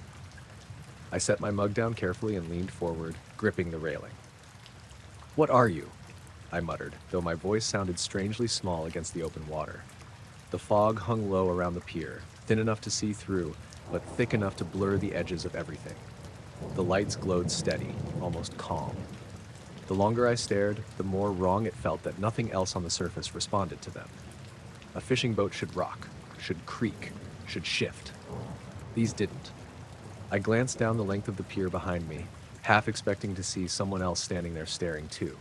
But the boards stretched empty past the old bait shack, damp and dark, no movement except an occasional seagull settling. I looked back at the lights. They hadn't moved at all. My pulse quickened, not explosive panic, just awareness, like when you realize a stranger has been standing too close for too long. Then, without slowing, the first light sank straight down. No ripple, no splash, just dipped below the surface and vanished. Then the second followed, then the third. They didn't drift. They didn't fade. Each one lowered with strange precision and disappeared beneath the water like it was being gently pulled into another place. The last light remained for a few seconds longer, hovering alone, then sank as well. The ocean returned to darkness. I stood frozen, half bent over the railing, waiting to see something surface. Waiting for a wave or a sign that any of it made sense. Nothing came. Just gentle water and a tired fog. I straightened slowly and looked around again as if someone had to be messing with me. The horizon looked empty. No boats, no silhouettes, no reflections. A thin breeze stirred the back of my neck. I waited another minute, then another. Nothing reappeared. The logical part of my brain tried to step in, maybe lights from a distant structure, maybe reflections from a passing vessel I couldn't see, but the way they lowered so cleanly didn't line up with anything I knew. I turned and walked halfway down the pier, listening to my shoes tap softly against the damp planks. The gulls stayed quiet. The water lapped slow and even. Everything else returned to its normal state, like nothing odd had occurred. But the feeling didn't fade. I kept glancing out across the same stretch of water, expecting the lights to break through again. They didn't. I let out a slow breath and told myself I'd imagined the sinking part, that maybe fatigue and fog had twisted perspective, that I just needed sleep. Still, I didn't feel brave enough to walk back toward the car right away. I leaned against one of the wooden support posts and watched the horizon until the sky began to lighten just slightly. A soft gray started bleeding into the far edge of the ocean. The fog thinned. The day crept back. Just as I began to relax, I noticed another faint glow farther down the water. A single point. Motionless. My shoulders tensed faster this time. It didn't multiply. It just stayed there, barely shimmering, the same pale white I'd seen before. I held my breath, waiting. Slowly, another appeared beside it. Then another. A new row forming farther out. My skin prickled. I stepped closer to the edge of the pier, ignoring the slick boards under my boots. The lights hovered again, just above the surface, maintaining the same careful spacing as before. The fog around them caught the glow faintly, creating a dim halo. They stayed still for longer this time, longer than felt comfortable. No boat emerged, no explanation revealed itself. Then, one by one, they sank again, straight down, gone. The ocean smoothed over as if they'd never been there at all. A sickness twisted gently in my stomach, not sharp, not overwhelming, just unsettled. Like something had calmly happened in front of me and refused to include any logic. I backed away from the railing and glanced over my shoulder again, the quiet behind me suddenly feeling heavier than usual. Still no one. I told myself this time I was leaving. I turned and walked down the length of the pier toward the parking lot, every creak of the wood echoing louder than it should have. The air warmed slowly as the sun started painting pale color along the edge of the horizon. From the lot, I couldn't see the same spot where the lights had hovered, but the calm of the water felt deceptive now, like it remembered something I didn't. The drive home passed without anything else strange. Normal early traffic, normal sleepy faces at the corner gas station, normal light blooming across the town like it always had. Still, every time I thought about that moment, the sinking of those lights replayed too clearly. That evening, after the sun dipped and the sky returned to soft gray, I found myself checking the time without fully meaning to. By 9, sleep still wouldn't come. By 10, I felt pulled again. I didn't fight it. I drove back to the pier, parking in almost the same spot as before. The air felt calmer now, less fog, more still. The water darker. I walked out slowly, each step carrying more weight than before. The pier greeted me with the same hollow quiet. I reached the railing and stared across the black surface. No lights, just water. I stayed there for a long while, scanning and waiting. Then, faintly, a single glow appeared far out, lower than before, dimmer. It hovered for just a moment like a quiet reminder, and then it sank, gone again. The sky returned to darkness, leaving only the faint reflection of stars rippling across the calm water. The glow woke me before I even realized I'd opened my eyes.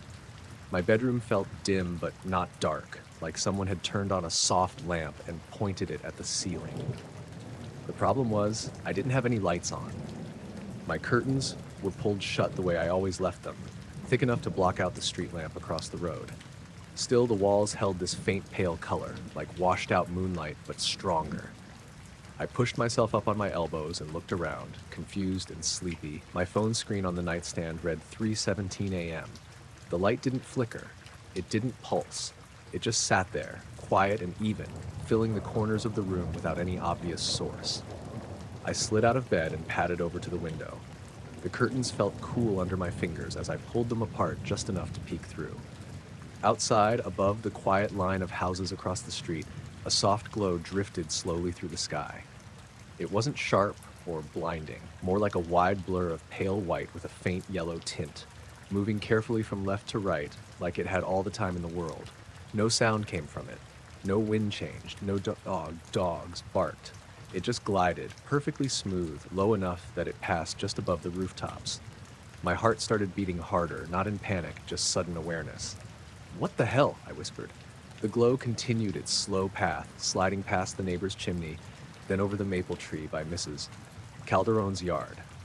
The whole street stayed asleep. No lights flipped on. No one came to their window. It felt like the world had paused to let this thing pass through. I pressed my forehead lightly to the cool glass, trying to catch more detail. It didn't look solid. It didn't look like any drone or helicopter I'd ever seen. It didn't cast a clear beam or shadow, just this floating smear of light that moved too smoothly to belong to anything mechanical. It finally drifted behind the row of houses at the far end of the block and vanished without a trace. The moment it disappeared, my room went dark again. I stood there, eyes adjusting, listening for anything that might follow. No hum, no echo, just the faint ticking of my old wall clock and the low hum of the fridge down the hall. I stayed by the window another minute, staring into the quiet streets like maybe it would come back. Nothing happened. I crawled back into bed and pulled the blanket up, trying to convince myself it had been a dream fragment slipping into reality. But my sheets were cool. My room smelled the same. My dog, Waffle, slept curled at my feet, breathing slow and steady. About 10 minutes later, I noticed the room faintly brighten again. Not as strong as before, but enough that the ceiling pale washed color returned just a little. I sat up immediately. The glow had returned, now lower, sliding more slowly this time, as if it decided to take a longer look. I got up again and pulled the curtain aside. It moved across the sky with the same deliberate calm, drifting behind the rooftops and disappearing into the darkness beyond the far yards. Still silent. Still smooth. Still wrong. I checked my phone again. 3:29 a.m. My stomach felt tight, but not scared in a way I could easily explain. It felt like that moment before someone speaks directly to you in a quiet room. I didn't sleep after that. I just lay there, staring at the ceiling, listening to the normal sounds of the neighborhood slowly return. A distant car passed. Pipes clicked as the heater cycled. Somewhere, someone coughed. By sunrise, everything looked normal again. The sky was clear and washed pale blue, the kind that made you second-guess anything strange that happened overnight. Kids walked past on their way to the bus stop. Mrs. Calderon watered her petunias like always. The world had reset. Still, I kept watching the upper edge of rooftops whenever I stepped outside. Later that afternoon, I texted my friend Mateo about it, half joking, half not. He told me I probably caught a weird reflection or weather balloon, something normal I just never paid attention to before. I wanted to believe that. But when night fell again and the house went quiet, I felt myself staying more alert than usual. I didn't turn off my bedside lamp until I couldn't keep my eyes open anymore. Sometime long after midnight, the glow returned. This time it didn't wake me with brightness. It woke me with the strange absence of darkness. I opened my eyes and saw the corners of my room lit the same pale way as before. My body tensed before my mind fully caught up. Again, I moved to the window. Again, the soft drifting glow floated just above the homes, but now it moved slower, like it lingered. It passed over the roof of my own house, so close I felt like if I reached up, I might touch whatever surface emitted that light. Still no sound. Still no clear shape. Just this wide, floating presence sliding past with quiet certainty. I felt watched, not by eyes, not by something I could see, just the sensation of being noticed. The glow paused briefly, almost imperceptibly, hovering just beyond the roofline like it hesitated. Then it continued drifting, easing behind the distant houses and dissolving into night again. The room returned to full darkness, leaving me standing alone at the window, unsure if my breathing had been that shallow the whole time. I didn't tell anyone else after that. Not because it felt unbelievable, but because I couldn't find the right way to describe how quiet it had been, how smooth, how carefully it moved, like it wasn't bound by the same rules as everything else around it. For the next few nights, nothing happened. No glow, no faint light creeping through the curtains. Just a normal black sky and the steady low buzz of sleep. Eventually, the tension faded slightly, but every night when I lay down, my eyes stayed on the faint outline of the window just a beat too long, waiting to see if that soft, drifting light would return and glide past my home again, silent and slow, as if it had simply taken a detour through my street for reasons I wasn't meant to understand. The moon dimmed like someone had slowly dragged a thin curtain across it. I noticed it about halfway down Briarwood Loop, right where the houses spaced out a little and the streetlights stopped lining up so neatly. I was driving my old Civic back from dropping off takeout from my cousin Renata, windows halfway down because the air was still warm and heavy even though it was past 11. Early October, but holding on to that sticky summer feel. It had been a normal, quiet drive until that point. Everyone's porch lights were off. No kids out, no music drifting through open windows. Just the soft tires on asphalt sound and the faint hum of my engine. Then the moonlight softened. Not a cloud passing over it, not the usual shift you see when haze creeps in. It was like a smooth shadow slid straight across its surface, darkening it evenly, as if something very large and close moved between it and the neighborhood. It didn't flicker. It didn't jerk. It just glided. I slowed without meaning to, my foot easing off the gas while my eyes followed the pale circle hanging above the rooftops. The shadow moved from one side to the other with a strange steadiness. No sound came with it. No wind. No shift in temperature. For a few seconds, the moon looked dull, almost gray and flat. Then the shadow slid away, and the brightness returned like nothing had happened. I muttered, "What was that?" But no one was there to hear me. I glanced around the street to see if anyone else had reacted. No doors opened, no lights flipped on. The neighborhood stayed asleep. I kept driving, but a weird tightness settled in my chest, the kind you get when you start noticing all the quiet details too closely. A few houses later, my headlights swept across a parked sedan and a cluster of mailboxes. Everything looked normal, yet the feeling didn't fade. I forced out a breath and tried to laugh it off. Planes pass over all the time, I told myself. Or birds, or some weird reflection. Still, the way it had blocked the moon so cleanly didn't match any usual shadow I'd ever seen. The street curved toward Willow Ridge, the part of the suburb where no one ever seemed to be outside even during the day. Taller hedges, deeper driveways, longer gaps between houses. It felt cut off from the rest of town in an almost intentional way. As I passed the Morgan Place, my radio cut to static for about a second. No warning, just a sudden hiss, then back to the late-night DJ rambling about weather updates. I checked the dial. Nothing had changed. I turned down the volume anyway. A few seconds later, the moon dimmed again. This time, I stopped completely, right in the middle of the empty road. The shadow slid across the moon at the same slow, steady pace as before. No change in speed, no variation. Just smooth movement, like something massive was gliding across a track only I could see. I lowered my window fully and tilted my head up. The night air felt warm but heavier somehow, thick like it had settled. No engine hum crossed overhead, no faint whoosh of wings, nothing. Just that silent, sliding darkness against the moon. When the light returned, I realized I'd been holding my breath. I let it go slowly and stared up at the sky a moment longer, trying to catch anything else moving along the edge of visibility. Nothing. I sat there another second, then shook my head and rolled forward again. Even though logic kept trying to explain it away, a low unease wrapped around me like something sticking too close to my back. As I drove deeper into the neighborhood, the silence grew heavier. Not total silence, just dampened. Like the world was slightly padded. My tires sounded softer. Leaves barely rustled. I checked my phone on the passenger seat. No notifications, no glitching, all normal. The idea that someone else could have seen that and reacted made me feel a little less alone, but no one had come outside.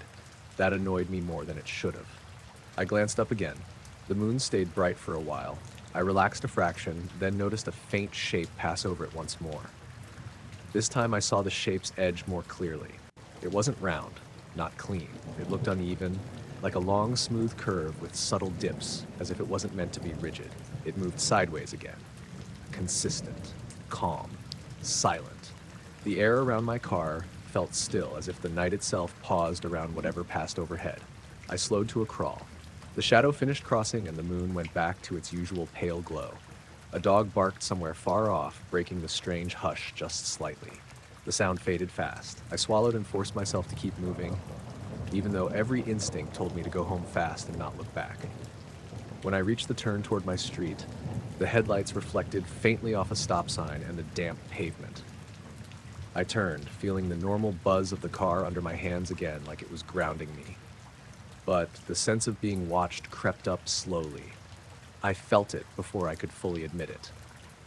Not eyes on the ground, above, somewhere higher than the houses, beyond the edges of what I could clearly see.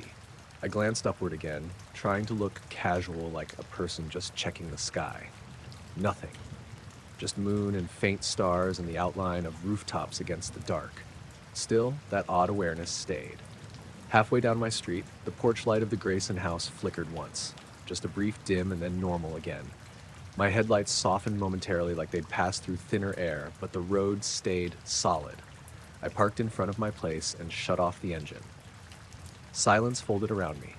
The moon looked normal again, bright, still. I sat there longer than usual, hands resting on the wheel, just listening to the late suburban quiet. No breeze passed, no cars rolled by, no movement in the trees. The world felt paused, but not frozen, more like aware. I stepped out and shut the car door with deliberate care, glancing up immediately once more. The moon remained steady, no dimming now, no strange edges drifting across. The sense of something hovering just slightly too near faded a little, but not entirely. When I walked toward the front door, my shadow on the pavement looked a touch darker than it should have been. Inside, the house felt normal. The fridge kicked on. The faint ticking of the kitchen clock filled the space. Still, before I turned on any lights, I checked the moon one last time through the front window. It held steady and bright like it had done 1,000 nights before, but I couldn't shake the memory of that smooth shadow sliding over it, deliberate and silent, as if something enormous passed without ever needing to announce itself. And the fact that it happened more than once stayed lodged in my mind long after the night finally returned to its regular quiet. A soft glow pressed through the edges of my curtains, thin and pale, like someone had parked a car right outside and left the high beams on. I squinted at it, still half in that heavy, fuzzy sleep where everything feels slow. I checked my phone on the nightstand. It read 2:18 a.m., no notifications, no missed calls, just the time and the dull blue screen. The glow didn't pulse or move. It just stayed there, seeping in around the fabric in a way that felt wrong somehow. Too even. Too quiet. I rolled onto my back and listened. No engines. No footsteps. No voices outside. Just the low hum of my fridge through the wall and the faint ticking of the old heater. After a few seconds, curiosity won out over comfort. I pushed myself up and crept over to the window, bare feet cold against the floorboards. I slid the curtain aside slowly, expecting to see a car or maybe some weirdo shining a flashlight around the yard. Instead, I saw the pale glow lifting upward. It rose straight up past the top of the window frame, soundless, smooth, like a dim orb or dome drifting into the dark. No flicker, no trail. Just a quiet retreat into the cloudy sky until the night swallowed it. The backyard looked normal again. My fence, the patch of overgrown grass, the crooked old bird bath. No source for the light anywhere. I stood there, curtain still in my hand, staring out like I'd missed something important by a second. My name's Adrian Velez. I lived alone in a rented duplex just outside Port Angeles, close enough to hear the distant waves when the wind shifted right. It had been drizzling earlier that evening, the kind of light coastal rain that left everything damp and smelling slightly metallic already, but this felt different. I cracked the window open a few inches and leaned out. Cold air rolled in, salty and wet. No fresh light, no noise. Just darkness and the soft murmur of far-off surf. I waited. Nothing else happened. Eventually, I shut the window and pulled the curtains closed. I stood there a while longer, listening for an engine start or footsteps on wet gravel, but the night stayed still. Back in bed, sleep didn't come easy. Every tiny sound made my eyes snap open. The old floor creaking in the hallway, the pipes shifting as the heater kicked on and off. I kept glancing back at the curtains, half expecting that glow to seep through again. It didn't. When I finally drifted off, it was shallow and restless. The next morning was gray and foggy, the kind of fog that smeared the outline of everything and made distance hard to judge. I convinced myself maybe I'd imagined the whole thing. Half dream, half reflection of passing headlights. That happens sometimes. But when I stepped out onto the back porch to take the trash out, I noticed the grass right beneath my bedroom window looked flattened in a neat circular patch. Not trampled, exactly, just gently bent, like something had pressed down evenly and then lifted away. I crouched, running my fingers over the damp blades. No footprints, no tire tracks, just that smooth, shallow depression in the grass. I shook it off and went about my day. By afternoon, I was back at my job on the docks, unloading shipments with my coworker Mateo away, trying not to think about it.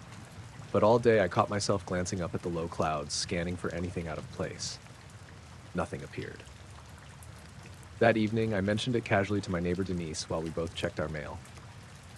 "You ever see weird lights around here at night?" I asked, trying to sound normal. She laughed softly. "Only the usual drunk tourists and their flashlights." "Why?" "Just thought I saw something last night. Probably a reflection."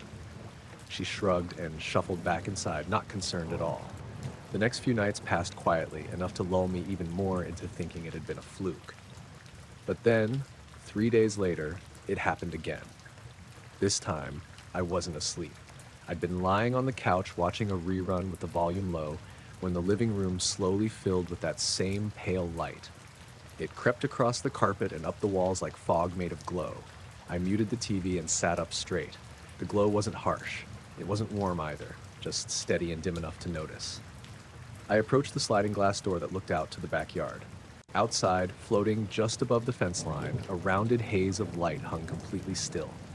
No shape I could clearly define, but not just mist either. It held its form in an unnatural way, like it had edges that my eyes refused to focus on. My throat tightened. I stood there frozen, hand hovering over the door handle, unsure whether opening it was the worst decision or the only way to prove I wasn't losing it. The glow slid sideways, slow and deliberate, tracing along the top of the fence before drifting upward again into the fog, dissolving without a sound. The backyard returned to darkness. I looked at my phone again. 11:36 p.m. This time, the signal bars flickered and dropped to zero before settling back. A chill crept along my arms. The air felt heavier for a moment, pressed flat and still. Even the distant ocean noise seemed to fade. I didn't open the door, I just stood there until my legs started shaking. That night, I double-checked every lock, every latch, every window. When I finally crawled into bed, I left the curtains slightly open, eyes fixed on the glass, replaying that silent upward drift over and over. Sometime after midnight, I heard a faint vibration through the floor, almost like a large truck passing, except there was no rumble to go with it. Just enough motion to make the water in the bedside glass ripple slightly. Then it stopped. No glow this time, no light, just subtle silence again. I stayed awake for hours, staring, listening, trying to piece together what kind of normal thing could cause all of this. Morning came slow and colorless. The fog clung to the edges of everything. I stepped outside again and noticed the same subtle flattening in the grass, extended farther this time, wider, almost like an impression from something round, but too light to leave actual marks. I felt embarrassed even thinking of it, but I still took a photo on my phone. When I checked the image later, the patch looked less defined than I remembered, just slightly darker grass. The following night, I didn't see the glow, but I smelled it instead. That cold metallic scent drifted faintly through my bedroom, sharp and clean, nothing like damp soil or ocean air. It lingered for a minute, then vanished as if someone had shut a door on it.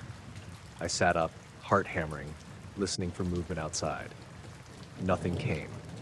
By the end of the week, I started wondering if the house itself felt different, like some part of my space was being observed quietly, without urgency, just a presence that arrived, hovered, and left. Then one night, it returned for the last time. I lay in bed with my eyes half closed when the pale glow pushed through the edges of my curtains again. Soft, steady, familiar in a way that made my pulse race. I slid the curtains open.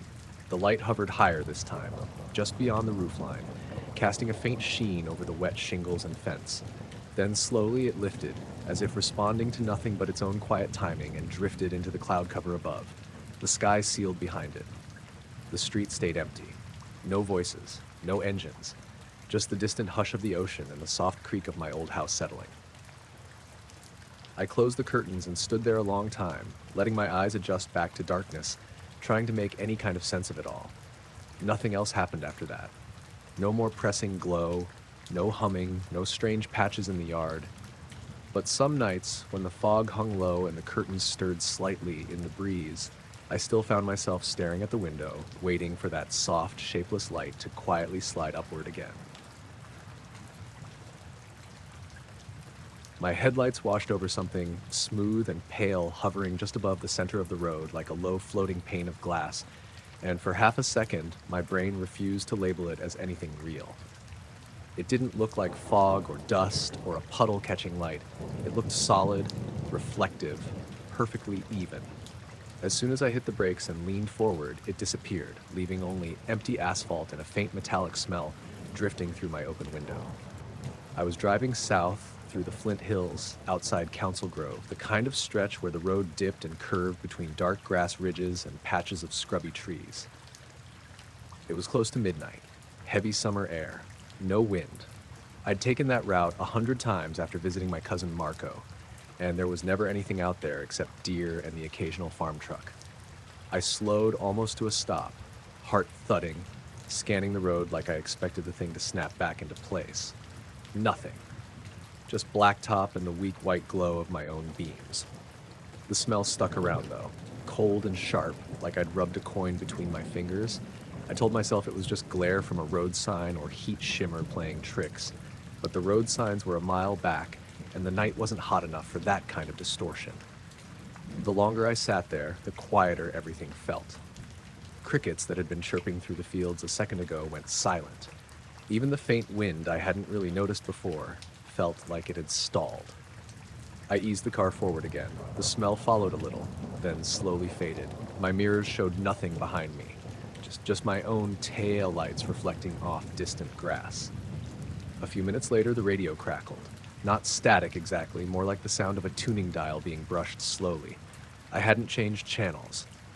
It had been playing low local ads before that, and now it was just a soft, uneven hiss. I tapped the dashboard and turned the knob, but it didn't clear. It just got quieter until the speakers went dead.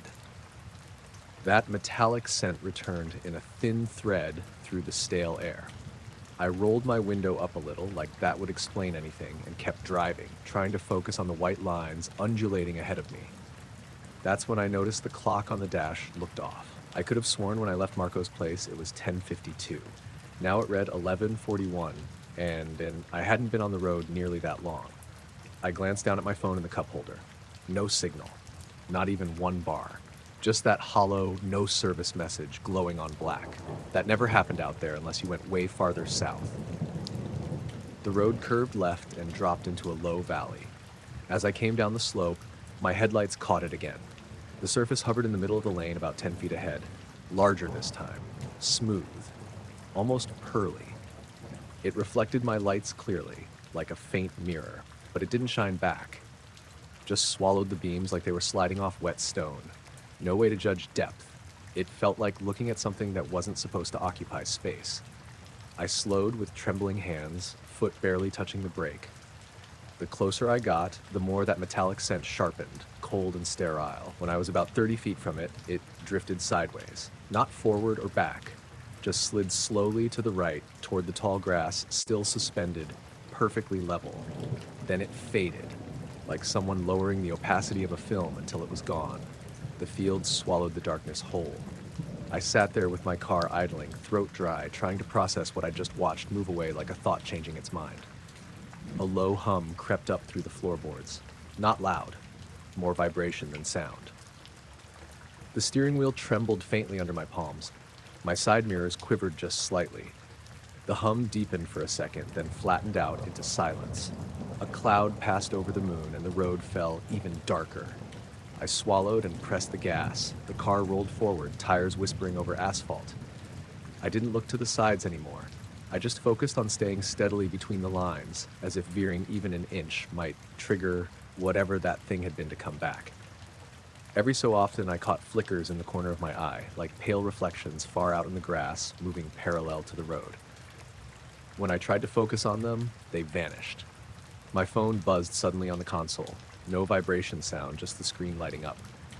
It was a text from my sister Lila, timestamped 10 minutes earlier. "You okay? You left kinda weird." I stared at it, confused. I hadn't told her I was leaving that late. I typed back, "Yeah, just driving home. Why?" The message sat unsent. "Still trying," blinked beneath it. No signal. The smell of metal crept back again, faint but steady, like it had soaked into the fabric of the night. Another mile down the road, the reflectors along the edge all flashed brighter at once, lining the asphalt with a pale, unnatural glow. Ahead, the same smooth, reflective surface hovered again, lower this time, nearly grazing the top of the road itself. It didn't move as I approached, it just waited, silent and even, occupying space like it belonged there more than the night did. I slowed to a crawl. My breaths came shallow. The inside of the car felt too small. The hum returned, stronger now. The air around me pressed inward, thick and heavy. The headlights bent slightly against the surface, like light folding rather than landing. Then, a few feet before I would have touched it, the surface lifted gently, almost lazily, and drifted upward into the dark sky. It didn't rush, it didn't dart. It ascended straight and steady until my lights couldn't reach it, until even the faint reflection vanished into black. Everything fell quiet again, no humming, no vibration, just the engine idling and my own breathing. The metallic smell thinned, then disappeared completely. I sat there longer than I meant to, hands still clenched on the wheel, eyes fixed on the empty spot where it had been. The sky looked normal, no stars blocked, no shapes moving, no sign of anything strange. Eventually, I forced myself to drive on. The rest of the trip passed in uneasy silence. The radio stayed dead.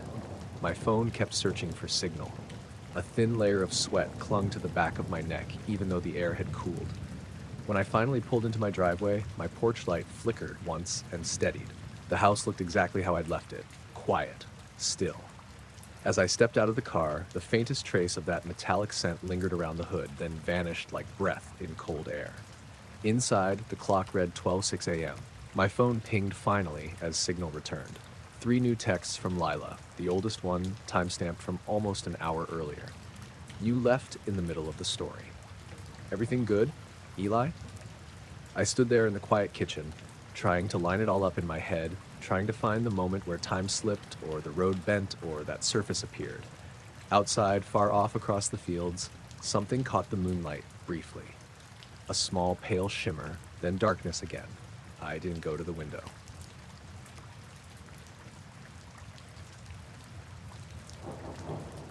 The first time I noticed it, I thought it was just a trick of the light. I was sitting on a flat rock near the edge of Willowmere Lake, the quiet little spot about 20 minutes outside Fairhaven that no one really bothered with anymore. It was late afternoon, the sky overcast but bright enough to see everything clearly. A light breeze rolled across the water, pushing small ripples toward the shore, and the air smelled faintly like damp leaves and cold stone. Fall had just started to lean in, and the trees along the edge of the lake were beginning to lose their color. My name's Nolan Pierce, and I'd gone out there to kill time more than anything. Work had been rough all week, and I just wanted somewhere still enough to sit without hearing someone talk at me. The surface of the lake looked normal at first. Dull gray water reflecting a soft blanket of clouds. Occasionally a leaf would drift by, or a fish would break the surface and vanish again. Then something moved beneath it. Not a splash, not a ripple. A dull reflection, like a shadow sliding under the water, shifted sideways just a few feet from where I was sitting. It wasn't dark enough to be a branch. It wasn't sharp the way a fish's body flashes in the sun. It was more like a blurred shape, moving slow and smooth, like something passing under frosted glass. I leaned forward slightly, narrowing my eyes. The shape faded almost immediately, melting back into the flat gray of the lake before I could fully focus on what it had been. I waited. Nothing else appeared right away. I told myself it had probably been a cloud reflection changing with the ripple pattern, something natural, something forgettable. But my eyes stayed fixed on the same patch of water. A minute passed, then 2. Just when I'd started relaxing again, it came back. The reflection slid through the water again, this time a little farther out, moving horizontally, steady and calm. No splashing, no disturbance, just a shifting tone beneath the surface, like something passing between layers. My stomach tightened. "What is that?" I murmured, leaning closer to the edge. The dull shape wavered and disappeared once more. The water flattened out again, returning to its normal muted sheen. I stayed perfectly still, barely blinking, waiting for it to come back. The lake felt suddenly bigger, deeper. A faint sound of leaves crunching behind me made my shoulders tense, but when I glanced back, no one was there. Just the dirt path winding through the trees, empty and quiet. I looked back to the water. Still nothing. The breeze shifted slightly, brushing cold air across my skin. The surface of the lake rippled softly, reflecting the gray sky without disturbance. Just as I started to feel ridiculous for getting worked up over nothing, a longer stretch of shadow appeared beneath the surface, darker than before, passing slowly from left to right. It moved too evenly to be drifting debris, too smoothly to be a fish. It looked deliberate.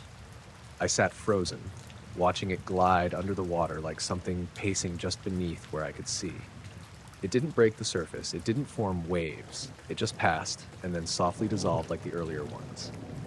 My heartbeat picked up, slow and loud in my ears. I crouched down closer, careful not to slip on the rock, scanning for any visible source. The bottom of the lake wasn't visible that close to shore. It just darkened quickly into murky depth. A chill crept up my arms. The air went strangely still, like even the wind had paused. Then another ripple began, but not from the surface. It felt like motion underneath, like a silent displacement, like a heavy presence shifting position. The dull reflection turned up one more time, closer now, around 15 feet out. It lingered slightly longer than before, then faded away into nothing. I exhaled slowly. Okay, I'm done, I muttered. I picked up my bag and started backing away from the shoreline, eyes still locked on the water. Every step felt heavier than usual, like the ground had become less reliable. Behind me, the forest remained quiet. No bird calls, no insects, just the faint hum of the water brushing gently against rock. I turned once more, just to be sure I hadn't imagined it. The lake's surface looked calm and unremarkable. Then the water dimmed slightly in one narrow stretch, a faint path of shade that slid beneath the reflection of the clouds. It faded